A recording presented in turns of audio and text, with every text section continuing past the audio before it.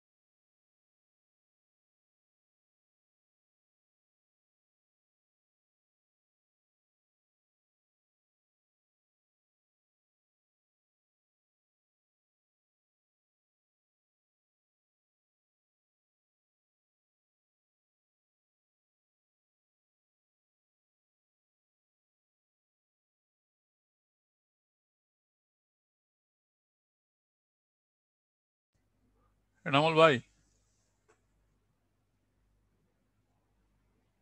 জি ভাইয়া। ঝামেলা কি? ভাইয়া ওই যে এখনো পারতেছি না ভাই, অনেক কোনো প্রবলেম হয়েছে টেকনিক্যালি, দেখতেছি ভাইয়া। তাহলে কি আমরা কি মানে আমাদের কি লিভ নিয়ে জয়েন করলে কি আবার ঠিক হওয়ার চান্স আছে এরকম কিছু নাকি দেখবো? না না, আপনার তো ঠিক আছে, আমি লাইভ দিতে পারতেছি না আর কি। ও আচ্ছা আচ্ছা, তাহলে ঠিক আছে, ওকে, না বললাম ওকে আচ্ছা আচ্ছা, ঠিক। ঠিক আছে ভাই, আমি দেখতেছি ভাই আর কি, 2-1 মিনিটের মধ্যে ইনশাল্লাহ সলভ হবে কিনা দেখি। না হইলে আজকে ভাই পোলাপাইনকে ছুটি দিয়ে দেন ভাই, ভাবেন যে আজকে ছুটি। আচ্ছা দেখতেছি ভাইয়া, ঠিক আছে।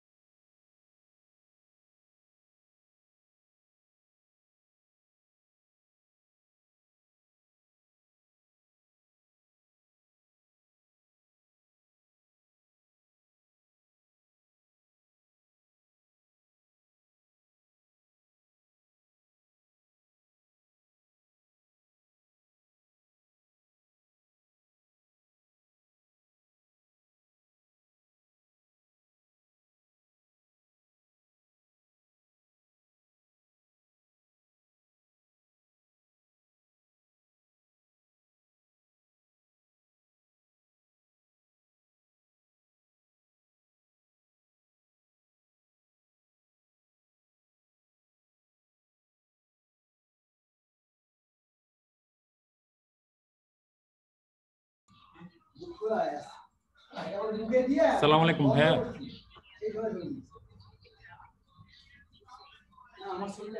শুনতে পাচ্ছেন আমাকে? হ্যালো ফয়সাল ভাই। হ্যাঁ ভাই, হ্যালো। জি ভাইয়া। ভাই এখন ঠিক আছে, শুরু করতে পারেন ভাইয়া। আচ্ছা ঠিক আছে, ওকে ওকে, ধন্যবাদ ভাই, আমি শুরু করতেছি। ওকে, আচ্ছা ঠিক আছে। সো আসলে এক্সট্রিমলি সরি, সবাই মনে হয় জয়েন করতেছো।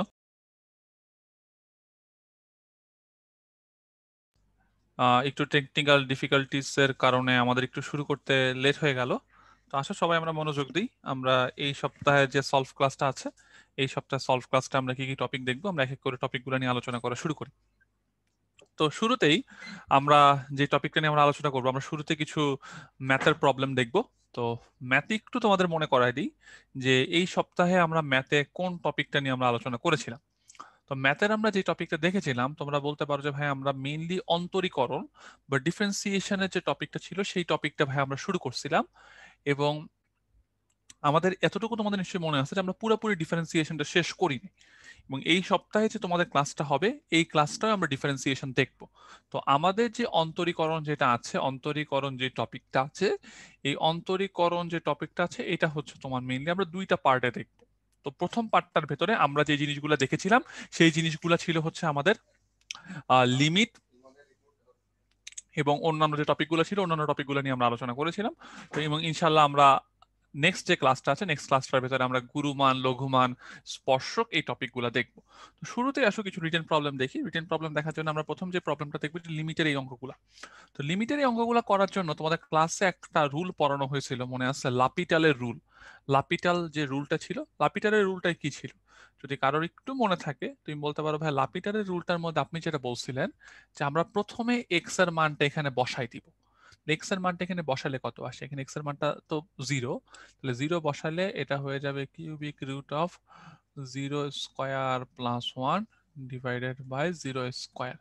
So ultimately 1 minus 1 by 0 square, তাহলে দেয়ারফর 0 বাই 0। তো 0 বাই 0 যদি হয়ে যায় তাহলে আমরা বলছিলাম যে ভাই রুলটা যে আমরা এই জিনিসটাকে ডিফারেন্সিয়েশন করতে পারবো। ডিফারেন্সিয়েশন করার রুলটা কি ছিল? আমরা উপরের পার্টটাকে আলাদা ডিফারেন্সিয়েট করব, নিচের পার্টটাকে আলাদা ডিফারেন্সিয়েট করব। তাহলে ডিফারেন্সিয়েট করলে এক্স স্কোয়ারকে ডিফারেন্সিয়েট করলে আসবে টোয়াইস এক্স, আর 1 কে ডিফারেন্সিয়েশন করলে 0। এই পার্টটাকে ডিফারেন্সিয়েশন করলে তুমি বলতে পারো ভাইয়া cubic root of x square plus 1, এটাকে লেখা যায় হচ্ছে x square plus 1 to the power 1 by 3। তাহলে সামনে চলে আসবে minus 1 by 3 x square plus 1 1 by 3 minus 1, আর এক্স স্কোয়ার প্লাস 1 কে ডিফারেন্সিয়েট করলে আমরা পেয়ে যাব হচ্ছে টোয়াইস এক্স। এটুকু না বুঝতে পারার কোনো কারণ নাই, খুব সিম্পল একটা জিনিস, প্রত্যেকের বুঝতে পারা উচিত। এখন তুমি বলতে পারবে কি কাজ করলাম? এখন লিমিট এক্স টেন্ডস টু 0, তোমার এই টোয়াইস এক্স, এই টোয়াইস এক্স তোমার বাদ হয়ে যাবে। তাহলে নিচে কত থাকবে? নিচে থাকতেছে আমার 1, উপরে হচ্ছে minus 1 by 3 x square plus 1, উপরে মাইনাস আসবে হচ্ছে মাইনাস 2 বাই 3। এবার এক্স এর মান যদি আমরা 0 বসাই দিই, 0 বসালে কত আসবে? Minus 1 by 3 0 square plus 1 to the power minus 2 by 3। 0-এর উপরে কোনো কিছু পাওয়ার থাকলে, সরি 1 এর উপর কোনো পাওয়ার থাকলে সেটা 1 হয়ে যায়, তাহলে অ্যান্সার আসবে হচ্ছে মাইনাস 1 বাই 3। এটাই অ্যান্সার, ফুল নাম্বার। সো আমরা মনে রাখবো আমাদের লিমিটের যে অঙ্কগুলো আছে, লিমিটের অঙ্কগুলো আমরা কোন সূত্র দিয়ে করব? লিমিটের অঙ্কগুলো আমরা করব হচ্ছে এই সূত্রটা দিয়ে। এটাকে বলা হয় লাপিটাল রুল। তুমি চাইলে অ্যাডমিশন টেস্টে রিটেনে আসলে তুমি সাইড নোট দিয়ে দিতে পারো, কেউ সাইড নোট না দিলেও ফুল নাম্বার পাবা, কারণ এই জিনিসটা এখন সবাই জানে, সব অ্যাডমিশন টেস্টের অঙ্কই এই নিয়মে করা হয়। তো রিটেনে আসলে আমরা এই লাপিটালের যে রুলটা আছে, লাপিটালের রুলটা দিয়েই ম্যাথগুলো করবো। তো রুলটা কি? যে আমরা এক্স এর মানটা বসাই দিব, বসাই দিলে যদি 0 বাই 0 অথবা ইনফিনিটি বাই ইনফিনিটি হয়, তাহলে আমরা জিনিসটাকে ডিফারেন্সিয়েট করব। এক্স স্কোয়ারকে ডিফারেন্সিয়েট করলে টোয়াইস এক্স, উপরেরটাকে ডিফারেন্সিয়েট করলাম, দেন এক্স এর মানটা কত বসাই দিলাম বলো তো কি ভাইরা? এক্স এর মানটা আমরা 0 বসাই দিলাম। এক্স এর মানটা 0 বসাই দিলেই আমরা আমাদের ম্যাথটা করে ফেলতে পারবো। সো একটু পর্যন্ত প্রত্যেকের কাছে ক্লিয়ার, এটা নিয়ে কারোর কোনো প্রবলেম হওয়ার কথা না। ওকে, নেক্সট আমরা চলে যাই যে আরো কিছু ম্যাথ দেখি। ম্যাথটার মধ্যে বলছে যে ওয়াই এর মান দেওয়া আছে cos p এবং এক্স এর মান দেওয়া আছে পি প্লাস সাইন পি, তোমাকে বলছে এই জিনিসটার ভ্যালু বের করতে বলা হয়েছে। তো এই ম্যাথগুলোকে আমরা চাইলে কিভাবে করতে পারি? তো এই জিনিসগুলোকে আমরা কিভাবে করতে পারবো? তোমাকে যেহেতু ওয়াই এর মান দেওয়া আছে cos p, তাহলে dy by dp is equal to কত আসবে? dy by dp is equal to পেয়ে যাবো সাইন p, আর x ইজ ইকুয়াল টু কি দেওয়া আছে? x is equal to p plus sine p, তাহলে dx by dp will be 1 plus cos p, 1 plus cos p পেয়ে যাবো। তা এখন তোমার টার্গেট থেকে, এখন তোমার টার্গেট আছে, আমি এখানে এটা মনে ভুল করছি, y is equal two cos p হলে যখন আমি cos কে ডিফারেন্সিয়েট করবো মাইনাস সাইন আসবে। এক্সট্রিমলি সরি, আমি আসলে খেয়াল করিনি। তো এখন তুমি যদি এখান থেকে তাহলে dy বাই dx টা কত পাবা? dy বাই dx তুমি পেয়ে যাবা হচ্ছে এখানে মাইনাস সাইন পি, উপরে মাইনাস সাইন পি আর নিচে হচ্ছে 1 প্লাস cos p। এখন এইটাকে তুমি যদি একটু ভেঙে লেখো তাহলে minus 2 sine p by 2 cos p by 2 আর নিচে কত আসবে? 1। এটাকে তুমি যদি লেখো, আমি যদি একটু লিখি তাহলে এটা, সরি, এটা হবে হচ্ছে 2 cos square p by 2। Therefore এটা কাটাকাটি যাবে, কাটাকাটি গেলে tan p বাই 2। তাহলে আমার ফার্স্ট ডিফারেন্সিয়েশনের যে মানটা, ফার্স্ট ডিফারেন্সিয়েশনের মানটা আমি পাচ্ছি minus tan p by 2, minus tan p by 2 পাচ্ছি আমি ফার্স্ট ডিফারেন্সিয়েশনের মানটা। এবার আমার টার্গেট কি? আমার টার্গেট হচ্ছে আমাকে সেকেন্ড ডিফারেন্সিয়েট করতে হবে। তো সেকেন্ড ডিফারেন্সিয়েট করার রুলটা কি? ফার্স্টটাকে আবার ডিফারেন্সিয়েট করব, তাহলে এটাকে ডিফারেন্সিয়েট করলে minus sec square p by 2, then আমরা কত বলতে পারি? দেন বলতে পারবো ভাই sec square p by 2, p by 2 এর জন্য আবার একটা আমার হাফ আসবে এবং এখান থেকে আমার আবার কে আসবে বলো থেকে? তোমার ডিপি বাই ডিএক্স, কারণ এক্স এর সাপেক্ষে করতেছো, চলক হচ্ছে পি। তাহলে তুমি এই মানটা বসায় দাও, মানটা বসালে কত আসবে? Minus half sec square p by 2, আর ডিএক্স বাই ডিপির মানটা কত? ডিএক্স বাই ডিপির মানটা তো 1 প্লাস কস পি, সেটা এখানে বসায় দিলে এখান থেকে 1 প্লাস cos p। সো তুমি চাইলে এতটুকু পর্যন্ত চাইলে এখানে অ্যান্সারটা লিখতে পারো, অথবা চাইলে এটাকে তুমি কজে কনভার্ট করে ফেললা, কজে কনভার্ট করে একবারে গুণ করলে আমার জিনিসটা অনেকটা এরকম চলে আসবে। চাইলে তোমরা একটুকু লিখতে পারো sec to the power 4 p by 2। So এই জিনিসটাও আমরা এভাবে করতে পারি। তো এইগুলো একটু ভালো করে দেখবা যে এরকম যদি এক্স এর একটা ফাংশন দেওয়া থাকে, এক্স এর একটা ভ্যালু দেওয়া থাকে, ওয়াই এর একটা ভ্যালু থাকে, প্যারামেট্রিক ইকুয়েশন দেওয়া থাকে এক্স এবং ওয়াই এর, আমরা কিভাবে ফার্স্ট ডেরিভেটিভ আর সেকেন্ড ডেরিভেটিভ বের করতে পারি। ওকে, নেক্সট চলে আসে এই টাইপের ম্যাথগুলা, যে ওয়াই ইজ ইকুয়াল টু এই টাইপের কিছু একটা দেওয়া থাকবে, ডিওয়াই বাই ডিএক্স বের করতে বলেছে। খুবই সিম্পল ম্যাথ। তুমি বলতে পারো ভাইয়া ওয়াই এর মানটাকে দেওয়ার আগে আমরা একটা কাজ করব, এটাকে একটা স্কোয়ার করে নিই। স্কোয়ার করলে তুমি বলতে পারবে স্কোয়ার করলে কি হয়? রুট বাদ হয়ে যাবে, তাহলে কি থাকবে? Sine x root over sine x plus sine x plus এভাবে চলতে থাকবে। এখন এইটার মান কত? এটার মান তোমরা বলতে পারো ভাইয়া এইটার পরিবর্তে আমরা বলতে পারি, এটুকের পরিবর্তে আমরা আবার লিখতে পারি প্রশ্নের ওয়াইটা। তাহলে ওয়াই স্কোয়ারকে ডিফারেন্সিয়েট করলে কত আসে? ওয়াই স্কোয়ারকে ডিফারেন্সিয়েট করলে আসবে 2y dy by dx, sin x কে ডিফারেন্সিয়েট করলে আসবে হচ্ছে cos x, আর y কে ডিফারেন্সিয়েট করলে dy বাই dx। তাহলে এখান থেকে dy বাই dx এর ভ্যালু কত? dy বাই dx এর ভ্যালু হচ্ছে তোমার cos x 2y মাইনাস 1। তো তুমি এক পাশে নিয়ে কমন নিলা, এক পাশে নিয়ে কমন নিলে আমরা যেটা চাচ্ছি সেটা আমাদের এখান থেকে চলে আসবে। তোমরা এটা ক্যালকুলেশনটা দেখো, আমার মনে হয় এইরকম কিছু একটা আসা উচিত, এরকম কিছু একটা আসবে তোমাদের। এই টাইপের ম্যাথগুলো ইম্পর্টেন্ট, এই টাইপের ম্যাথগুলো আমাদের ইম্পর্টেন্ট। আমি এক পাশে নিলা, এক পাশে নিয়ে ডিওয়াই বাই ডিএক্সটা কমন নিলা, কমন নিয়ে মানটা বের করে ফেললাম। ওকে, পরেরটা, y is equal to e to the power x plus y হলে ডিওয়াই বাই ডিএক্স এর ভ্যালু কত? সো প্রশ্নের মধ্যে বলা আছে y is equal to e to the power x plus y, therefore dy by dx will be e to the power something কে differentiate করলে e to the power something ই থাকবে, but x কে differentiate করলে কত আসবে? পরের দিকে 1, আর এইটাকে y কে ডিফারেন্সিয়েশন করলে dy by dx dy by dx। আর নেক্সট টার্গেটটা কি? নেক্সট টার্গেটটা হচ্ছে তোমরা বুঝতেই পারতেছো ভাই, আমার টার্গেটটা হচ্ছে আমার এক পাশে নিয়ে কমন নিতে হবে। তো আমি যদি এটাকে লিখি dy by dx is equal to e to the power x plus y plus e to the power x plus y into dy by dx। আমি এক পাশে নিব, এক পাশে নিয়ে ভাগ করলে dy by dx will be e to the power x plus y, এরপরে আমার আসবে হচ্ছে 1 minus e to the power x plus y. So এই পার্টটা আমরা মোটামুটি বুঝতে পারলাম। এখানে অ্যাডমিশন টেস্টের অ্যান্সার, এগুলা ইঞ্জিনিয়ারিং রিটেনেও আসতে পারে, এগুলো আমাদের ভার্সিটির রিটেনেও ছোট ছোট এই টাইপের ম্যাথগুলো আসতে পারে। কনসেপচুয়াল ম্যাথ একটু ভালো করে মনোযোগ দিয়ে করার চেষ্টা করবা। ওকে, একটু পর্যন্ত আমরা বুঝলাম।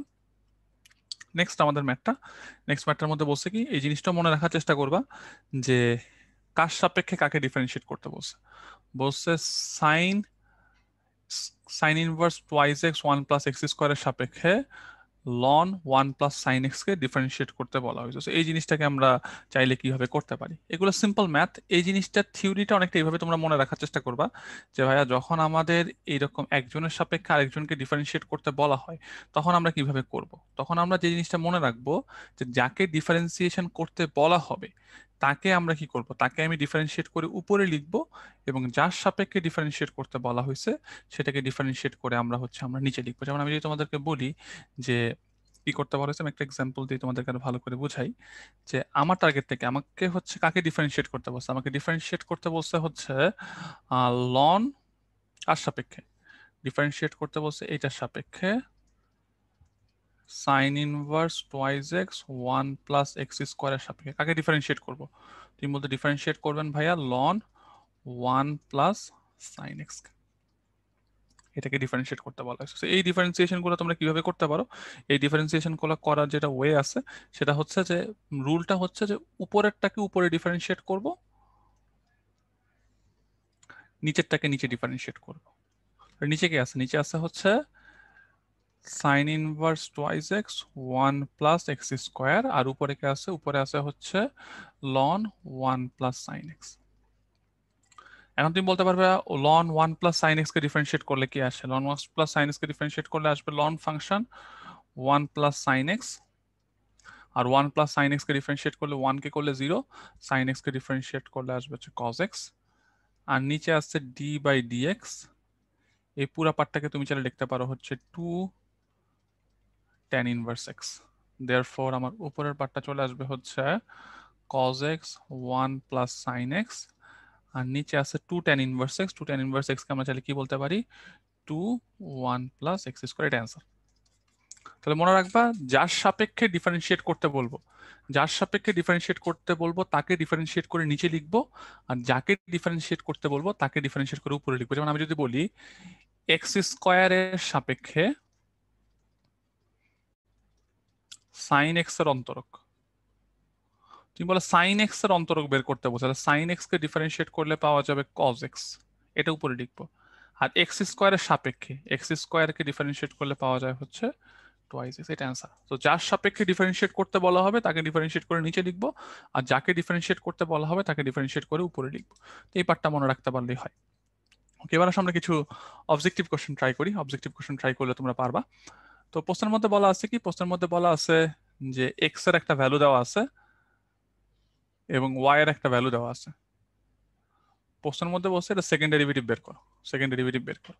তাহলে তোমরা যে কাজটা করতে পারো, তুমি এক্স ইজ ইকুয়াল টু প্রশ্নের মধ্যে দেওয়া আছে ট্যান ইনভার্স 2t 1 মাইনাস টি স্কোয়ার, এটার পরিবর্তে কি লিখতে পারো? এটার মানে জানি আমরা, তাহলে 2 ট্যান ইনভার্স টি। তাহলে এক্স এর মানটা কত দাঁড়াইলো একটু খেয়াল করো ভাইয়ারা।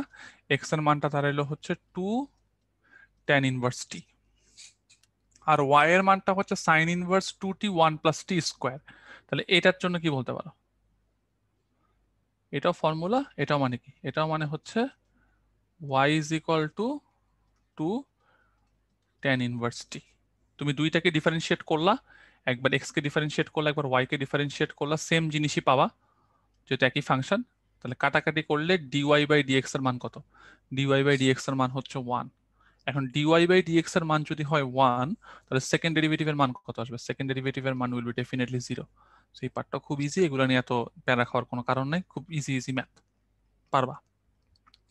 পরেরটার মধ্যে বলছে e to the power x y minus 4xy equal to 2 হলে ডিওয়াই ডিএক্স এর ভ্যালুটা কত, ডিওয়াই ডিএক্স এর ভ্যালুটা কত বের করতে বলা হয়েছে। তো তুমি এখান থেকে একটা কাজ করতে পারো যে ভাইয়া মানে ই রেখে অঙ্ক করা ঝামেলা, তাহলে আমি চাইলে পুরো জিনিসটাকে লনে কনভার্ট করে ফেলতে পারি, বা তুমি চাইলে ই সহই ম্যাথ গুলাকে করতে পারো। বাট আমরা যেটা যেটা ইজি হয় আমাদের জন্য সেটা হচ্ছে e to the power x y, এটা ইজ ইকুয়াল টু এই পাশে পাঠা দিলে কত আসবে, তাহলে e to the power x y is equal to 2 plus 4xy।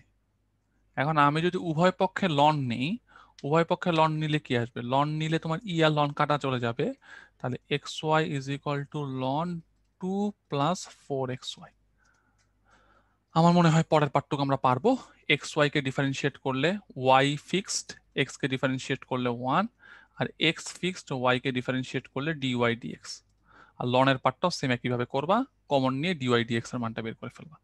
এই টাইপের ইমপ্লিসিট ফাংশনগুলো একটু ভালো করে পড়তে হবে, অব্যক্ত ফাংশন, এগুলো ইম্পর্টেন্ট পরীক্ষার জন্য। ক্লাসেও দেখানো হয়েছিল, যারা একটু বুঝো না তারা রেকর্ডিংটা দেখে নিবা। পরেরটার মধ্যে বলা আছে, এটা খুবই ইম্পর্টেন্ট, বুয়েট এক্সামে আসা একটা কোশ্চেন, এটা বুয়েটে অবজেক্টিভ আসা কোশ্চেন যখন বুয়েটে অবজেক্টিভ ছিল। তো sine to the power 4 cot inverse root over 1 plus x 1 minus x. তো এখানে তুমি যে কাজটা করতে পারো, তুমি চাইলে 4টাকে বাইরে দিয়ে দাও, তাহলে সাইন কট ইনভার্স এরকম থাকলো। দেন এই cot inverse root over 1 plus x 1 minus x, এটাকে তুমি চাইলে কি বলতে পারো, এটাকে তুমি চাইলে বলতে পারো হচ্ছে কট মানে কি, কট মানে হচ্ছে ট্যানের উল্টা। ট্যান মানে যদি হয় লম্ব বাই ভূমি, তাহলে কট মানে হবে হচ্ছে ভূমি বাই লম্ব। তাহলে ভূমি বাই লম্ব অ্যাপ্লাই করে তুমি অতিভুজটা বের করে ফেললা √2। সাইন মানে কি, সাইন মানে হচ্ছে লম্ব বাই অতিভুজ, লম্ব বাই অতিভুজ করলা, সাইন আর সাইন ইনভার্স বাদ যাবে, এইটার উপর পাওয়ার 4। দেন তুমি এখান থেকে পরে y এর মানটা পেয়ে যাবা, y এর মানটা থেকে জাস্ট dy dx বের করে ফেলতে হবে। সিম্পল ম্যাথ, না পারার কোনো কারণ নাই, ইজি বোঝা উচিত। ওকে, পরের মানটার মধ্যে বলছে কি f of x is equal to tan twice x হলে এটার মান কত। তোমাদের যদি কারণ মনে থাকে, এটা হচ্ছে আমাদের মূল নিয়মের সূত্র ছিল, জাস্ট এই tan twice x কে ডিফারেন্সিয়েট করতে হবে। সো tan twice x কে ডিফারেন্সিয়েট করলে কি আসে, tan কে ডিফারেন্সিয়েট করলে তুমি জানো আমরা কি বলতে পারি বলো দেখি, আমরা এখান থেকে বলতে পারি tan 2 কে ডিফারেন্সিয়েট করলে আমার এখান থেকে আসবে হচ্ছে, আচ্ছা এখানে মনে হয় আমার মূল নিয়মে ডিফারেন্সিয়েশনের জন্য মিলবে না, কারণ এখানে আমার এখানে টোয়াইস এইচ আছে, সো এটা মূল নিয়মের সাথে আমার মিলবে না। তো তোমাকে যে কাজটা করতে হবে, তুমি মূল নিয়ম দিয়ে আসলে করতে পারবে না। তাহলে এখন যে কাজটা আমরা করতে পারি সেটা হচ্ছে যে তোমার মানে tan twice x যেটা আছে f of x এর মানটা, এটা তুমি এখানে বসাই দিলা। তাহলে বসাইলে কত আসবে, বসাইলে তুমি বলতে পারো এখানে আসবে tan twice x, আর এখানে আসতে হচ্ছে x প্লাস 2h, তাহলে tan 2 x এর জায়গায় বসালে x প্লাস 2h। 2h বসানোর পরে তুমি যে কাজটা করতে পারো, তুমি তখন জাস্ট এখানে তুমি লাপিটাল অ্যাপ্লাই করে দিতে পারো। কেন লাপিটাল অ্যাপ্লাই করতে পারবো কেন, কারণ তুমি যদি জিরো বসায় দাও, জিরো বসায় দিলে তোমার আলটিমেটলি লাপিটালের ফর্মেটে চলে আসে, অথবা তুমি চাইলে এই জিনিসটাকে সাইন কজে কনভার্ট করেও নিয়ে আসতে পারো। তো সিম্পল ম্যাথ, এটাও প্রবলেম নেই। কিন্তু এগুলা মানে ক্লাসে তোমার মনে হতে পারে যে ভাইয়া করে দেখাইলে ভালো হইতো, বাট মানে এটা তুমি খাতায় যখন একবার নিজে নিজে করবা, নিজে করলেই তুমি জিনিসগুলো বুঝতে পারবা, এগুলো এত কোনো কঠিন কোনো জিনিস না। ওকে, পরেরটার মধ্যে বলছে কি, বলছে যে এখানে এক্স এর একটা মান দেওয়া আছে, ওয়াই এর একটা মান দেওয়া আছে, ডিএক্স বাই ডিওয়াই বের করতে বলছে। এটা কিভাবে করতে পারি, তোমার যেহেতু এক্স এর একটা মান দেওয়া আছে, তুমি এইটাকে একবার ডিফারেন্সিয়েট করো। ডিফারেন্সিয়েট করলে কত, এটাকে ডিফারেন্সিয়েট করলে পাওয়া হচ্ছে 280, আর ওয়াই এর মান হচ্ছে 280। তাহলে এইটাকে তুমি যদি ডিফারেন্সিয়েট করো ওয়াই এর মানটাকে, ওয়াই এর মানটাকে ডিফারেন্সিয়েট করলে তুমি পাচ্ছ হচ্ছে 2a। দেন এই দুইটাকে তুমি ডিভাইড করো, ডিভাইড করলে 2a কাটা চলে যাবে, অ্যান্সার থাকবে হচ্ছে আমার টি। তো টি আমার অ্যান্সার, সিম্পল ম্যাথ পারা উচিত। পরেরটার মধ্যে বলছে limit x two the power minus infinity 1/x two the power minus 1/x এর ভ্যালু কত। তো এই টাইপের ম্যাথগুলো আমরা কিভাবে করতে পারি, এই টাইপের ম্যাথগুলো করার জন্য যে জিনিসটা করা লাগতে পারে সেটা হচ্ছে যে তুমি জাস্ট যে কাজটা করবা, যে জিনিসটার মানটা বের করতে বলছে এটা ইজ ইকুয়াল টু কি করতে হবে, এটা ইজ ইকুয়াল টু তুমি ধরে নিবা হচ্ছে ওয়াই। ওয়াই ধরে যখন তুমি লন নিবা, লন নিলে আমরা জানি পাওয়ারটা তখন কোথায় চলে আসবে, পাওয়ারটা তখন তোমার সামনে চলে আসবে। সো তুমি জাস্ট লন নিলা, লন নিলে এখানে যেটা আছে -1/x, এটা তোমার সামনে চলে আসবে। সামনে চলে আসার পরে তুমি বাকি পার্টটুকু এখান থেকে করতে পারো, বেশি কঠিন কিছু হবে না। একবার লিখে লিখে প্র্যাকটিস করে দেখো, প্র্যাকটিস করলেই বুঝতে পারবা। ওকে, নেক্সট চলে যায় পরের ম্যাথটা। পরের ম্যাথটার মধ্যে বলছে যে এক্স এর সাপেক্ষে tan inverse a plus bx, আর বি মাইনাস এ এক্স এর ডিফারেন্সিয়েশন করতে বলা হয়েছে। সো এই টাইপের ম্যাথ যদি কখনো থাকে, অলওয়েজ একটা টেকনিক অ্যাপ্লাই করার চেষ্টা করবে। কি টেকনিক? যে ট্যান ইনভার্স থাকলে এই পার্টটাকে 1 বানাই নিবা। এইটাকে 1 বানাইতে গেলে কি করতে হবে? তুমি বলতে পারো ভাই এইটাকে 1 বানাইতে গেলে পুরো জিনিসটাকে বি দ্বারা ডিভাইড করব। তাহলে কি দাঁড়ায়? ট্যান ইনভার্স বি দ্বারা ডিভাইড করলে a by b plus x আর 1 minus a by b into x. তো এটা আমার এরকম কিছু চলে আসবে, tan inverse a by b plus tan inverse x. আমার মনে হয় এর পরের পার্টটা তোমরা পারবা, কারণ এইটাকে ডিফারেন্সিয়েট করলে তো কনস্ট্যান্ট, এটাকে ডিফারেন্সিয়েট করলে 0, আর ট্যান ইনভার্স এক্স কে ডিফারেন্সিয়েট করলে আসবে হচ্ছে 1 plus x square, 1 divided by 1 plus x square. এটা আমরা পারবো। এবার নেক্সট চলে আসি পরের ম্যাথটা। পরের ম্যাথটা আমরা কিভাবে করতে পারি? আমাকে বলছে এটা দেওয়া আছে, এটা লিমিটের ভ্যালু বের করো। তো লিমিটের ভ্যালু বের করার রুলটা ছিল আমরা প্রথমে 0 বসাবো। তাহলে 0 বসালে কত আসে এটা খেয়াল করো, 3e to the power 0 minus 4 cos 0 plus e to the power 0 by sine 0, মান বসাই দিবা। তাহলে এখানে উপরে কত? উপরে 3 minus 4 plus 1 by 0, therefore it will be 0 by 0। 0 by 0 যেহেতু হয়ে গেছে, 0 বাই 0 হওয়া মানে হচ্ছে আমি এটাকে ডিফারেন্সিয়েট করতে পারবো। তাহলে ডিফারেন্সিয়েট করলে কি আসবে? করলে cos x কে ডিফারেন্সিয়েট করলে আমরা পাবো হচ্ছে মাইনাস সাইন এক্স।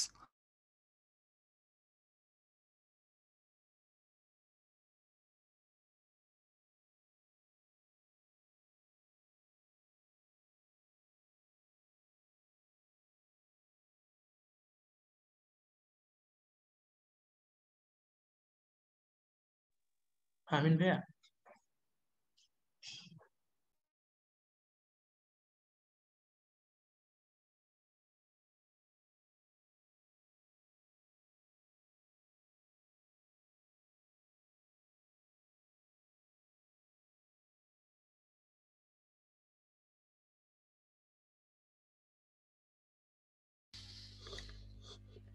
হ্যালো, আসসালামু আলাইকুম। জি ভাইয়া। ভাইয়া, ফামিন ভাইয়া মনে হয় ডিসকানেক্ট হয়ে গেছে।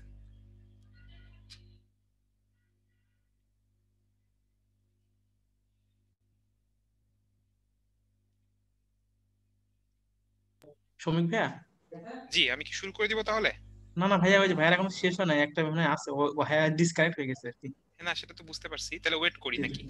হ্যাঁ, চাইলে কথা বলতে পারেন ওদের সাথে। আচ্ছা, হ্যাঁ ঠিক আছে, এমনিতে কথাবার্তা বলি। আসসালামু আলাইকুম এভরিওয়ান। আমার নাম শৌমিক রহমান অয়ন। তো আমার এই যে এর পরবর্তীতে ফিজিক্স অংশটা নিয়ে তোমাদের সাথে কথাবার্তা বলার কথা। তো এর মধ্যে ভাইয়া যেহেতু ডিসকানেক্ট হয়ে গেছেন, তো আচ্ছা, আমরা আমি কি ভাইয়ার জন্য ডিসকানেক্ট ওয়েট হয়ে করি। গেছিলাম? জি ভাইয়া, আপনি ডিসকানেক্ট হয়ে গেছিলেন আচ্ছা, লাস্ট এক্সট্রিমলি, যে এটা বাকি ছিল।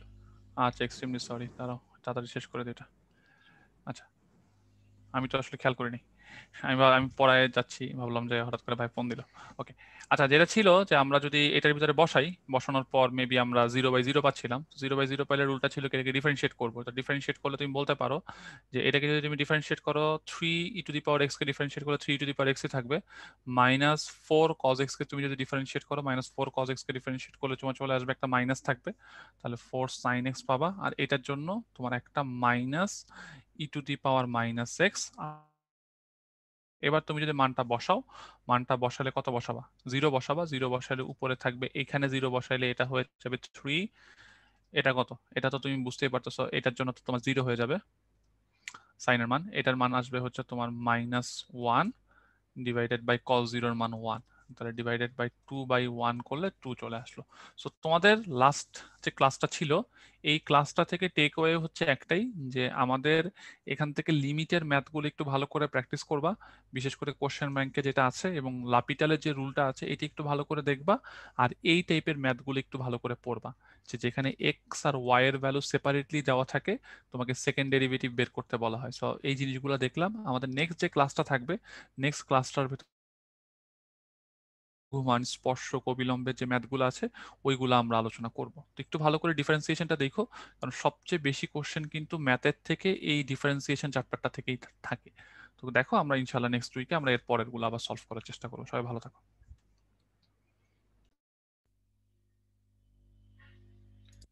থ্যাংক ইউ ফামিন ভাইয়া। তো আমি যে আমার পোর্শনটা শেয়ার করতেছি। ওকে, আসসালামু আলাইকুম সবাইকে। তো আমাদের আজকে হলো উইক 6 এর সলভ ক্লাস। তো ফামিন ভাই তোমাদের সাথে ম্যাথ অংশটা নিয়ে আলোচনা করলেন। তো এখন আমরা হলো ফিজিক্সটা নিয়ে কথা বলবো। এই তোমরা হলো উইক 6 এ তোমরা পড়েছো পদার্থের গাঠনিক ধর্ম নিয়ে। তো পদার্থের গাঠনিক ধর্ম থেকে আমরা প্রথমে হলো রিটেন অংশ যেগুলো আমাদের উইকলিতে আসছে সেগুলোর কিছু সিলেক্টেড প্রবলেম নিয়ে আমরা কথা বলবো, তারপরে কিছু অবজেক্টিভ নিয়ে আমরা কথা বলবো।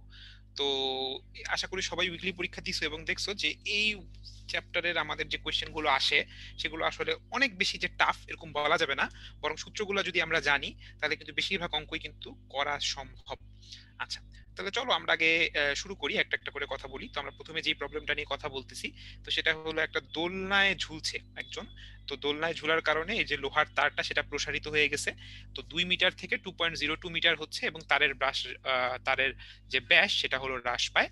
পয়জন, আচ্ছা এ নাম্বারটা নিয়ে প্রথমে আমরা কথা বলবো যে পয়জনের অনুপাত 0.5 হলে। আচ্ছা, তো প্রথমে আমরা একটু দেখে নেই যে আমাদের যে দৈর্ঘ্য, আমাদের যে আদি দৈর্ঘ্য সেটা কত ছিল। আমাদের প্রশ্ন মতে আদি দৈর্ঘ্য ছিল হলো 2 মিটার। আদি দৈর্ঘ্য ছিল 2 মিটার এবং দৈর্ঘ্য বৃদ্ধি যেটা সেটা কতটুকু হয়েছে। আমাদের দৈর্ঘ্যটা 2 মিটার থেকে বৃদ্ধি পেয়ে হয় 2.02 মিটার, আর আদি দৈর্ঘ্য ছিল 2 মিটার। তাহলে স্মল এল দিয়ে আমরা কি লিখছিলাম তোমাদের ক্লাসে নিশ্চয়ই মনে আছে, স্মল এল দিয়ে আমরা লিখি দৈর্ঘ্য বৃদ্ধি। তাহলে আমাদের দৈর্ঘ্য বৃদ্ধি কত, 0.02 মিটার, এটা আমরা মাথায় রাখলাম। এরপরে এখন আমরা প্রথমে এ নাম্বার নিয়ে কথা বলি। এ নাম্বার হলো পয়জনের অনুপাত, বলে দিয়েছে 0.5।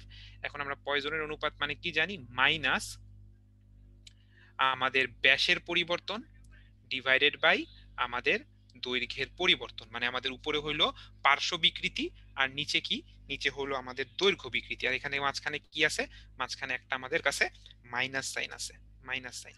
ওকে, ভালো কথা। তাহলে এখন আমরা আর দেরি টেরি না করে এখানে মান টান যদি বসাই দেই, তাহলে আমরা কিভাবে বসাইতে পারবো দেখো।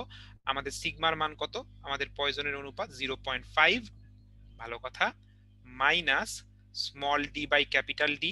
স্মল ডি হইলো ব্যাসের পরিবর্তন আর ক্যাপিটাল ডি ব্যাস, আশা করি এই জিনিসগুলো মনে আছে।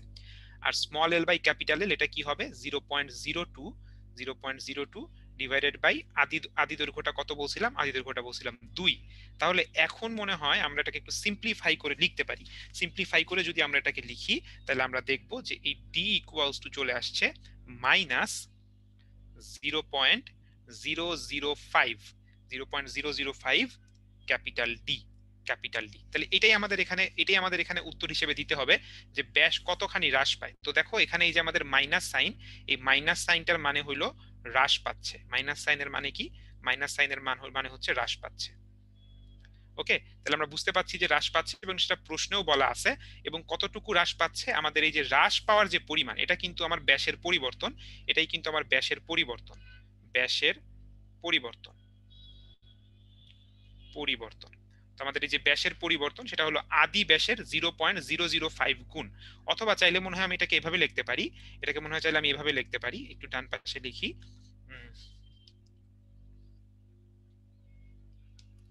Small D equals to minus 0.5 divided by 100 into capital D.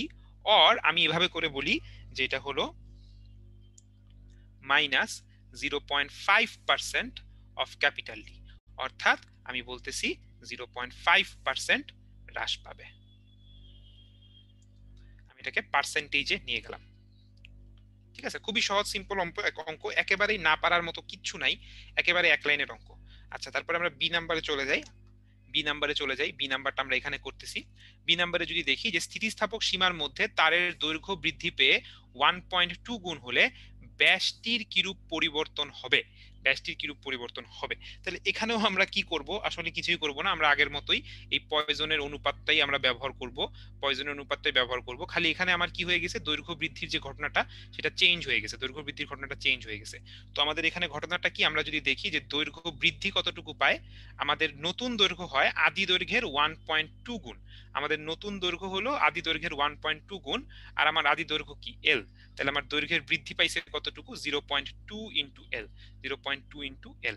তাইলে এখন আবার আগের মতো আমরা কি করব, আমরা আবার আগের মতো আমাদের sigma equals to minus small D by capital D small L by capital L, small L by capital L. ঠিক আছে, তাহলে এখান থেকে এখন আমরা আলটিমেটলি আমরা কি করতে পারি যে ব্যাসটার কিরূপ পরিবর্তন হবে, মানে স্মল ডিটা কি সেটা আমরা আবার অ্যাজ ইউজুয়াল বের করব।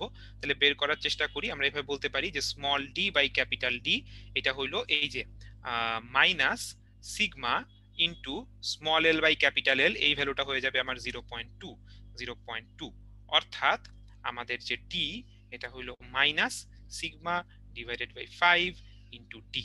তাহলে আমাদের এই অনুপাতে হ্রাস পাচ্ছে, এই হারে হ্রাস পাচ্ছে। ঠিক আছে, দুইটা আসলে একই অঙ্ক, দুইটার মধ্যে কোনো পার্থক্য কিছু নাই।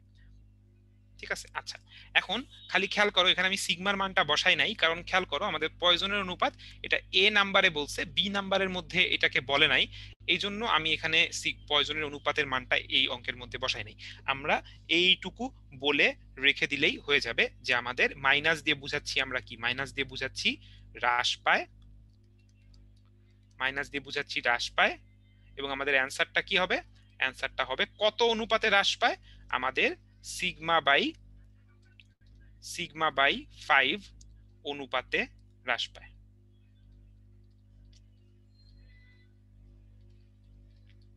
এই হলো আমাদের উত্তর, শেষ। খুবই সহজ অঙ্ক। পরেরটায় চলে যাই। দেখো কি বলছে, 35 ডিগ্রি সেলসিয়াস তাপমাত্রায় দুটি নল একটি তরল ভর্তি পাত্রে খাড়াভাবে আংশিক নিমজ্জিত করা হলো। নল দুইটার ব্যাস তোমাকে বলে দিছে, নল দুটিতে তরলের পৃষ্ঠের উচ্চতার পার্থক্য কত হবে সেটা তোমাকে বের করতে বলছে।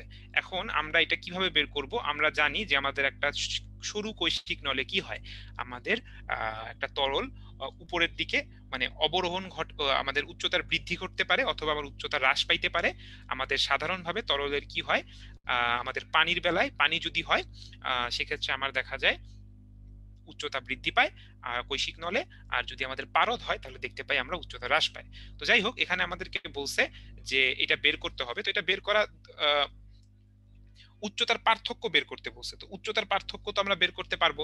উচ্চতা এখন আমরা কিভাবে বের করব, আমরা জানি এই যে এই জিনিসটা উচ্চতাটা কিভাবে বের করতে হয় এটা আমরা ক্লাসে শিখছি।